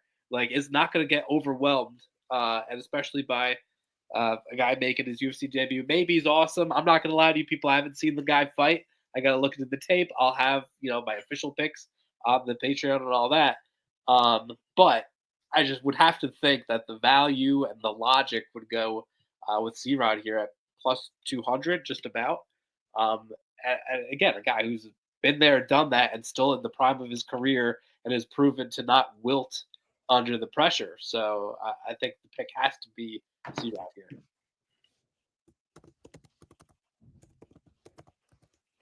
Lock it in, Lukey. What is our next? Alex, fight? what are you doing? I don't think Alex picked for this fight. I think he was leaving C-Rod. It's like bringing that wrestling. There's nothing this kid's going to bring into this fight with C-Rod that C-Rod has not seen in the Bulgarian fight, in the Raul Rosas Jr. fight, in the Arosa fight, in the JSP fight, in the Cameron Simon fight. Is he a better striker than Cameron Simon? Is he a better wrestler than Bulgarian? Is he better on the ground than Rosas Jr.? No, no, and no are the answers to the question.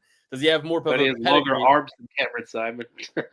Yeah, I mean, it's like Cameron Simon's a great, like this. C-Rod has seen it all at this point, whereas this kid is going to be facing the most powerful element in the art of war, the element of surprise.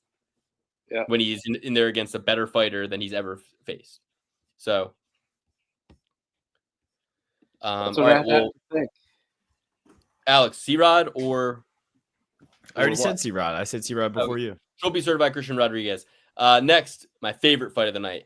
My main event. This is my main event. Chris the Action Man Curtis versus Roman Kopylov. You know what I call him, Luke?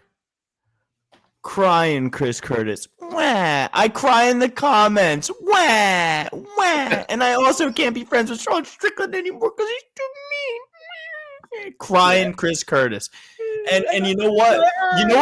Yeah, I revisited the video of when he sparred that random guy off the streets, and Sean Strickland was like, and Chris Curtis. And here's the thing, guys. Chris Curtis was like going easy on the guy, saying he has a job and all this stuff, and he has kids that he has to support.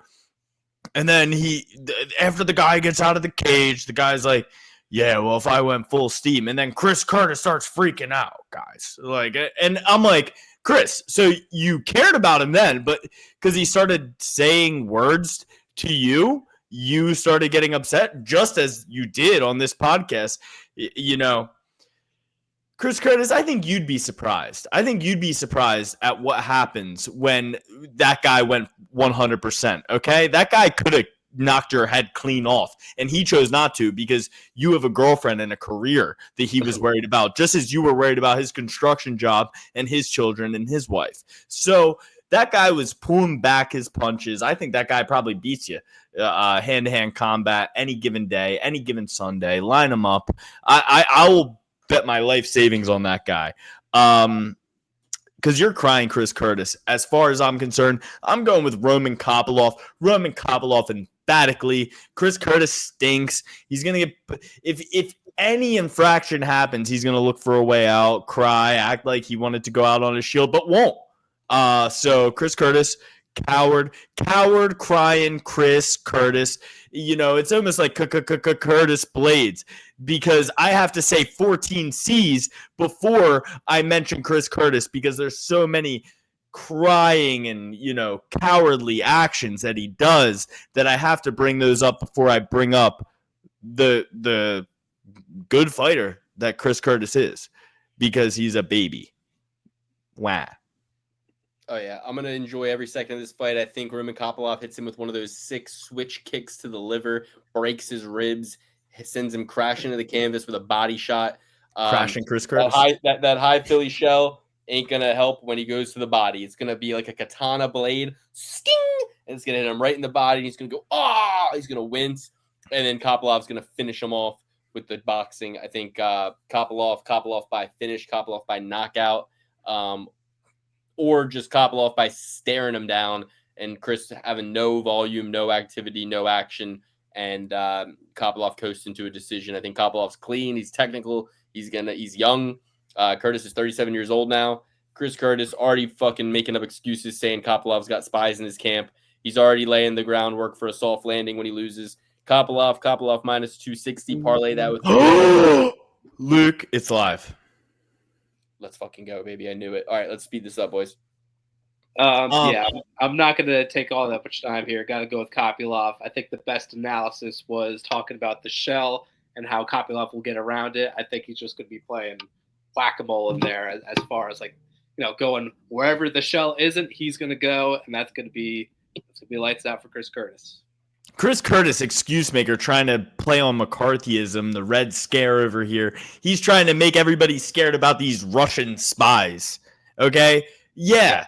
Yeah, Chris. Anywhere you train, somebody that you might fight might have had a relationship with at one point. And you train at the fucking puppy mill fucking tour where everybody is in and out all the fucking time. That'd be like Dustin Poirier pulling up to ATT and being like, I got spies in my camp. I got spies. Yeah, you trained at one of the biggest fucking camps in the world. Get the fuck out of here. You got 42 fights, and they're all on film, and you fight the same way every fucking time. You've never shot a takedown in your life. You fucking do a Philly shell, and you box. We don't need spies. I can fucking call Roman right now and tell him what you're going to do. Newsflash, your coach is in the corner every weekend, 3 times a weekend. You don't think there's some cross-pollination going on here with some of the fighters that are in your camp? Get the fuck out of here. All right, we got Abdulrazak Al-Hassan. It drives me nuts! We got Abdulrazak Al-Hassan, Judo Thunder, against taller, lighter-skinned version of Manel Kopp. Cesar Almeida looks like Manel Kopp to me. Anyway, I'm going with the underdog here. I'm going with Judo Thunder. He wanted to fucking beat the fuck out of Cody Brundage. He lost to Joe Pyfer. It'll happen. He lost to Buckley by split decision. It'll happen. He took Buckley down in the fucking later rounds of that fight. He was getting him to the ground, something Colby Covington really struggled to do. I'm going with Abdulrazak Al-Hassan, big underdog, but I was not impressed by his Almeida's win against Poteria. Not impressed by really any of his performances or wins. He's 6-1. He should not be a minus 280 favorite. Buck's got to stop somewhere, and it stops here. Judo Thunder beating the piss out of Cesar Almeida, taking him to the ground, but also just fucking him up. I'm taking Cesar Almeida. Al-Hassan, his path to victory is by knockout. Yeah, he landed a few takedowns on Buckley, but, I think that this fight's going to start on the feet 3 times at the very least. And you give a guy who has fought against Alex Pereira in the past that amount of opportunity. I mean, guys, like how many times do we have to play this experiment? I know that I did go against the last guy that fought against Alex Pereira a few times because I already saw it. I saw it with my own eyes. Almeida, I don't see the same holes. I think Almeida wins this by KO. I did have some notes about Al-Hassan in particular about his alleged past, but I'm not even going to bring that up. Dan, what are your choices here? Well, the choices are Abdulrazak Al-Hassan and Cesar Almeida. But by knockout, submission, decision. What you have a lot of choices here. Cesar Almeida by I'm not going to do this, but if I had to pick a prop, I'd go with knockout. Abdulrazak Al-Hassan is 39 years old. I don't think his wrestling is as good as Dylan Butka, who Almeida was able to get through in his first UFC fight. So I don't think the judo, the wrestling, I know it looked good against Joaquin Buckley, but I think that was before we had prime Joaquin. And I think Cesar is coming up into his own. 36, obviously, we're kind of teetering here as far as where you would like him to be. But, so is Pierre, though. He's old as fuck. Huh? What's that? So is Pierre, though. He's old as fuck. Alex Pierre, he's like 38 right now. And he's 39 and gone in years. Yeah. Yeah. I don't think Pierre is not. If you ask Alistair Overeem, that means he's 48. He could be younger. I got to go with Almeida. Flat out. Hell yeah. All brother. right, next we got Carlston Harris versus Santiago Ponzinibbio. Santiago Ponzinibbio, lots to like about him, lots to not like about him. What's there not to like? Well, surgeries, well, neck issues, well, back issues, well, desk job, working at a desk, sedentary. He's working at the Spanish commentary desk. Got money coming in from other arenas, 38 years old. But what's there to like about him? American top team. Great pedigree, long storied career. Some of his losses as of late, split decisions to really good guys. Jeff Neal, Michel Pereira, Muslim Salikov, who just had an amazing knockout highlight reel performance in UFC Macau. He knocked out Alex Moreno after losing a couple rounds. That was 2 years ago. He fought 5 months ago, split decision to Muslim Salikov. Meanwhile, Carlos Harrison got knocked out by Chaos Williams 7 months ago. Did get a submission win over Jeremiah Wells. Not easy to do. Renzo Gracie, Philly guy. Beat Night Train. Got knocked out by Rachmanov. No shame there. And knocked out in Pakisagane. Really, 37-year-old versus 38-year-old. It's going to be difficult, man. My mind is telling me Carlston Harris. My gut is telling me Ponzinibbio. It's a pick 'em for a reason. I think it really depends on how these guys show up on the day. I think that in his prime, Santiago Ponzinibbio makes this look like an easy fight. It could be his last fight. A 3-fight losing streak would certainly kind of usher him out the door here, I think. I'm going to go with Ponzinibbio. Plus 105 on Tapology. One last ride, one last win. I do think he'll be slower. I think he'll be more powerful, but slower. I don't know. This is a really tough fight to call. I'm not really interested in betting it, but give me Ponzinibbio. Give me Carlston Harris. Fuck it. Give me Carlston Harris. Fuck. I don't really know, man. I hate that he's coming off a knockout loss. Don't mind that it's to Chaos Williams. He's good. He's powerful. It happens to anybody. I don't like they're both 38. Give me Ponzinibbio. One last ride. One last ride. Ponzinibbio, baby. One last ride. That's the theme here. Dan Carlston Chew, my favorite candy, my favorite comedian. I'm going with Carlston Neil Patrick Harris because that's my favorite actor. So I hit you with my favorite comedian, Dan Carlston, my favorite candy, Carlston Chew, and also Neil Patrick Harris. Those are the signs Carlston Harris wins this fight. I think he wins it by knockout. I think he's going to be faster. He's going to be a little bit more quick to the punch. Ponzinibbio is slowed down. And honestly, he's flashier, more stunning, and he lands more thudding strikes than Ponzinibbio. Ponzinibbio was slowed down ever since he had those knee surgeries. He has been way slower. He took a lot of time off, and he's had some wins here and there against some guys who aren't necessarily as good of strikers as Carlston Harris. Carlston Harris is a sensational striker. I think that the biggest weakness in his game is the submission. And yes, he's been knocked out, but Chaos Williams can threaten a takedown and then come back up top. Santiago Ponzinibbio is not necessarily going to be threatening the takedown to get to those positions. And I think that's Carlston Harris's weakest point.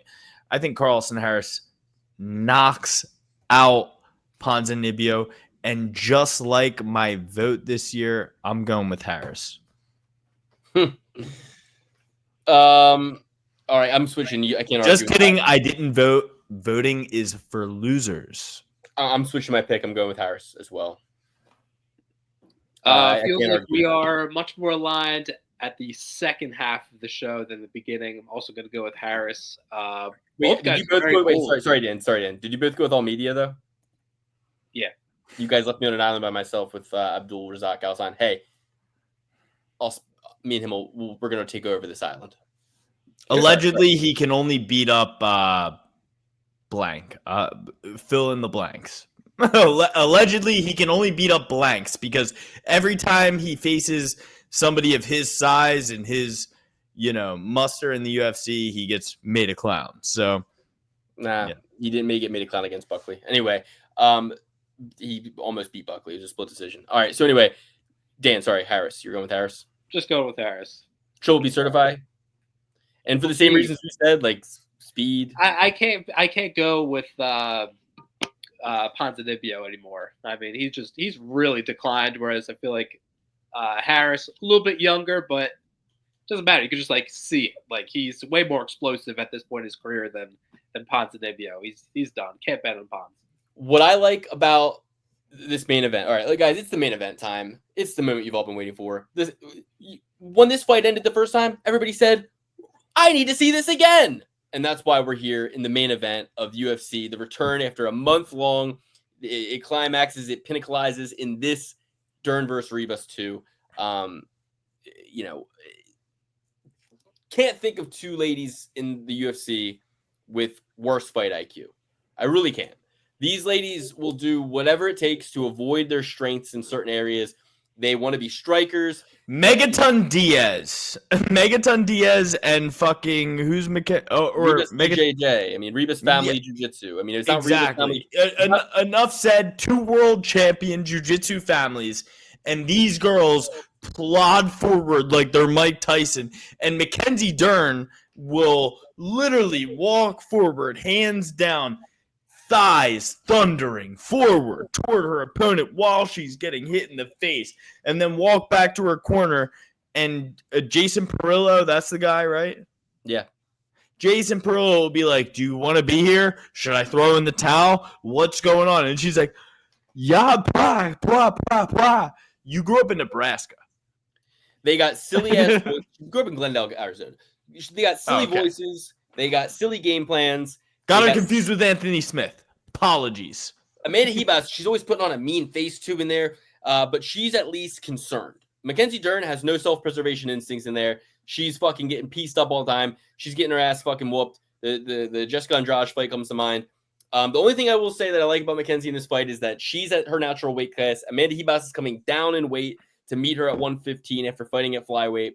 I like that Dern, I think, is better on the ground and is probably going to be able to secure some advantageous positions. I just don't trust her to keep them. I like Ribas in terms of the striking. I think she will stay safer in there. But I like that, but she'll also swing and hit air and make noises and not fucking actually connect with shit. So I like that Dern is actually going to get after it and fucking sling. But I think Ribas is the more intelligent of the two, and that's saying a lot. I think that Ribas is going to have a cerebral game plan. I think she's going to dot her up a lot, avoid the takedowns, and institute a very smart game plan. My pick is Amanda Ribas, minus 190. Amanda Ribas. But I love Mackenzie, and I know that Mackenzie paying that alimony to her surfer bum ex-husband, she gonna want to get a bonus, and she gonna want to get her win money. And this girl needs money because she's got a fucking dead weight, deadbeat surfer bum boyfriend leeching off her. So sad to see, but I will go with Amanda Ribas to get a bounce back win here. But Mackenzie looked really fucking good against Lupy Godinez. So I will switch to Mackenzie Dern. I'm switching to Mackenzie Dern. I'm sticking with Ribas. Lupy Godinez, she needs a little bit more salsa on her chips. She needs to put on some more weight if she wants to mess around with Mackenzie Dern. Like, this is, I don't want to go into categories here. It was a close fight, too. And Lupy looked like absolute fucking... No, I'm thinking of Ricci, actually. Sorry. Against Jan. Ricci against Jan. But go ahead. Who's your picks, boys? Oh, am I up? I'll go with Ribas here. I think Dern is a win-lose fighter. Due for a loss. Ribas, tenacious, gonna have a lot of strikes landed, and I think can keep up with the jiu-jitsu and the grappling enough to keep this thing standing, and again, win by decision. Am I crazy about it? No, obviously, I would like to make my money well before the main event, but force me to take a pick, I'll go with Ribas. You should go crazy about it because we've seen this story once. We'll see it again. Amanda Ribas, it was a unanimous decision, but Amanda Ribas was putting Mackenzie Dern on skates, and I believe they fought. Did they fight, Luke? Last time they fought, you have Tapology up? Yeah. Did they fight at 115 or 125? Good question. It was at 115. So And they were both Amanda Ribas had one knockout loss at the time, and Mackenzie Dern was undefeated. So they both became 7-1 after. Well, actually, Ribas went to 8-1. Dern fell to 7-1. I'm going to go with Ribas, and I think Ribas finishes it. I think Ribas TKOs Mackenzie Dern on the evening. It's a 5-rounder. It's a 5-rounder. She had Mackenzie Dern on skates. I think it was a 3-rounder the last time, the entire time of that fight. Like every single moment they were on the feet. The only thing I fear is that Dern has one knockout loss, and that was to Andrade in a fight she fought really dumb. Ribas has been knocked out by Macy Barber. She's been knocked out by Marina Rodriguez. She's been knocked out by Polyana Viana. Perillo in Dern's corner. I think if anybody's going to knock anybody out, it's fucking Dern getting the fucking knockout. If anybody's knocking anybody out. No, and here's the thing. She's going to Amanda Ribas is going to put, and I get it, guys. Like, you know, Mackenzie Dern, Thicky Queen. We love Mackenzie Dern. We also love Amanda Ribas for different reasons. We love Amanda Ribas. She's going to go out there. She can take a beating. And I don't think Mackenzie Dern thinks her striking is a lot better than it is. And Amanda Ribas is a way better striker than Mackenzie Dern. By far. We have already seen that. We have seen it on paper.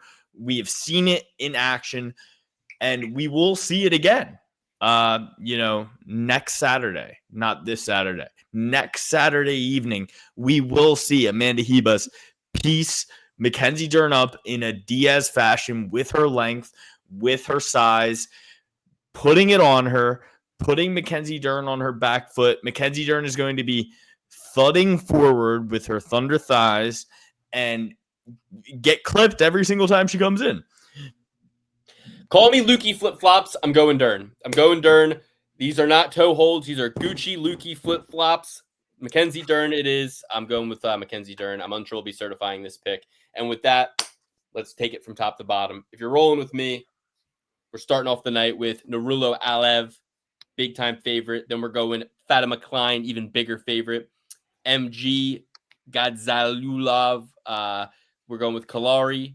We're going with Parsons, Moises, Tulio, Johnson, Medik, Rodriguez, Kopilov, Abdul Razak Al Hassan, Carlston Harris, and Mackenzie Dern Paha. A lot of dogs that stand out to me: Abdul Razak Al Hassan, Christian Rodriguez, Pressure Preston Parsons, Kalari, lady pick, who even cares? But my 3 dogs basically: Abdul Razak Al Hassan, Christian Rodriguez, and Pressure Preston Parsons.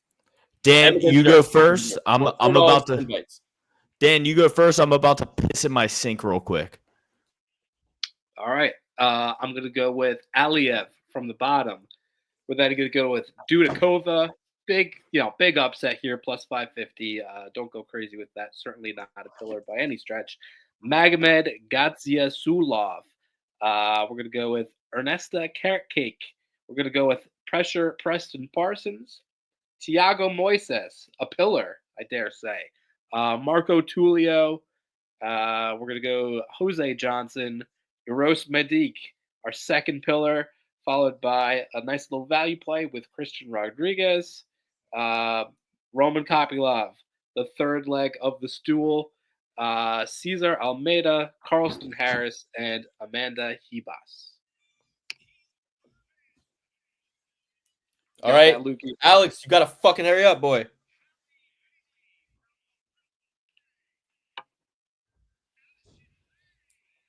Hurry up, Alex. Sorry, I was peeing in my sink, of course. I'm going Amanda Ribas, Carlston Harris, Almeida, Caesar, Kopilov, C-Rod, Medic, Euros, Jose Johnson, Tulio with the flow back in your ear, Trey Ogden, Pressure Preston Parsons, Kalahari, Lopez, Klein, and Ashmoose.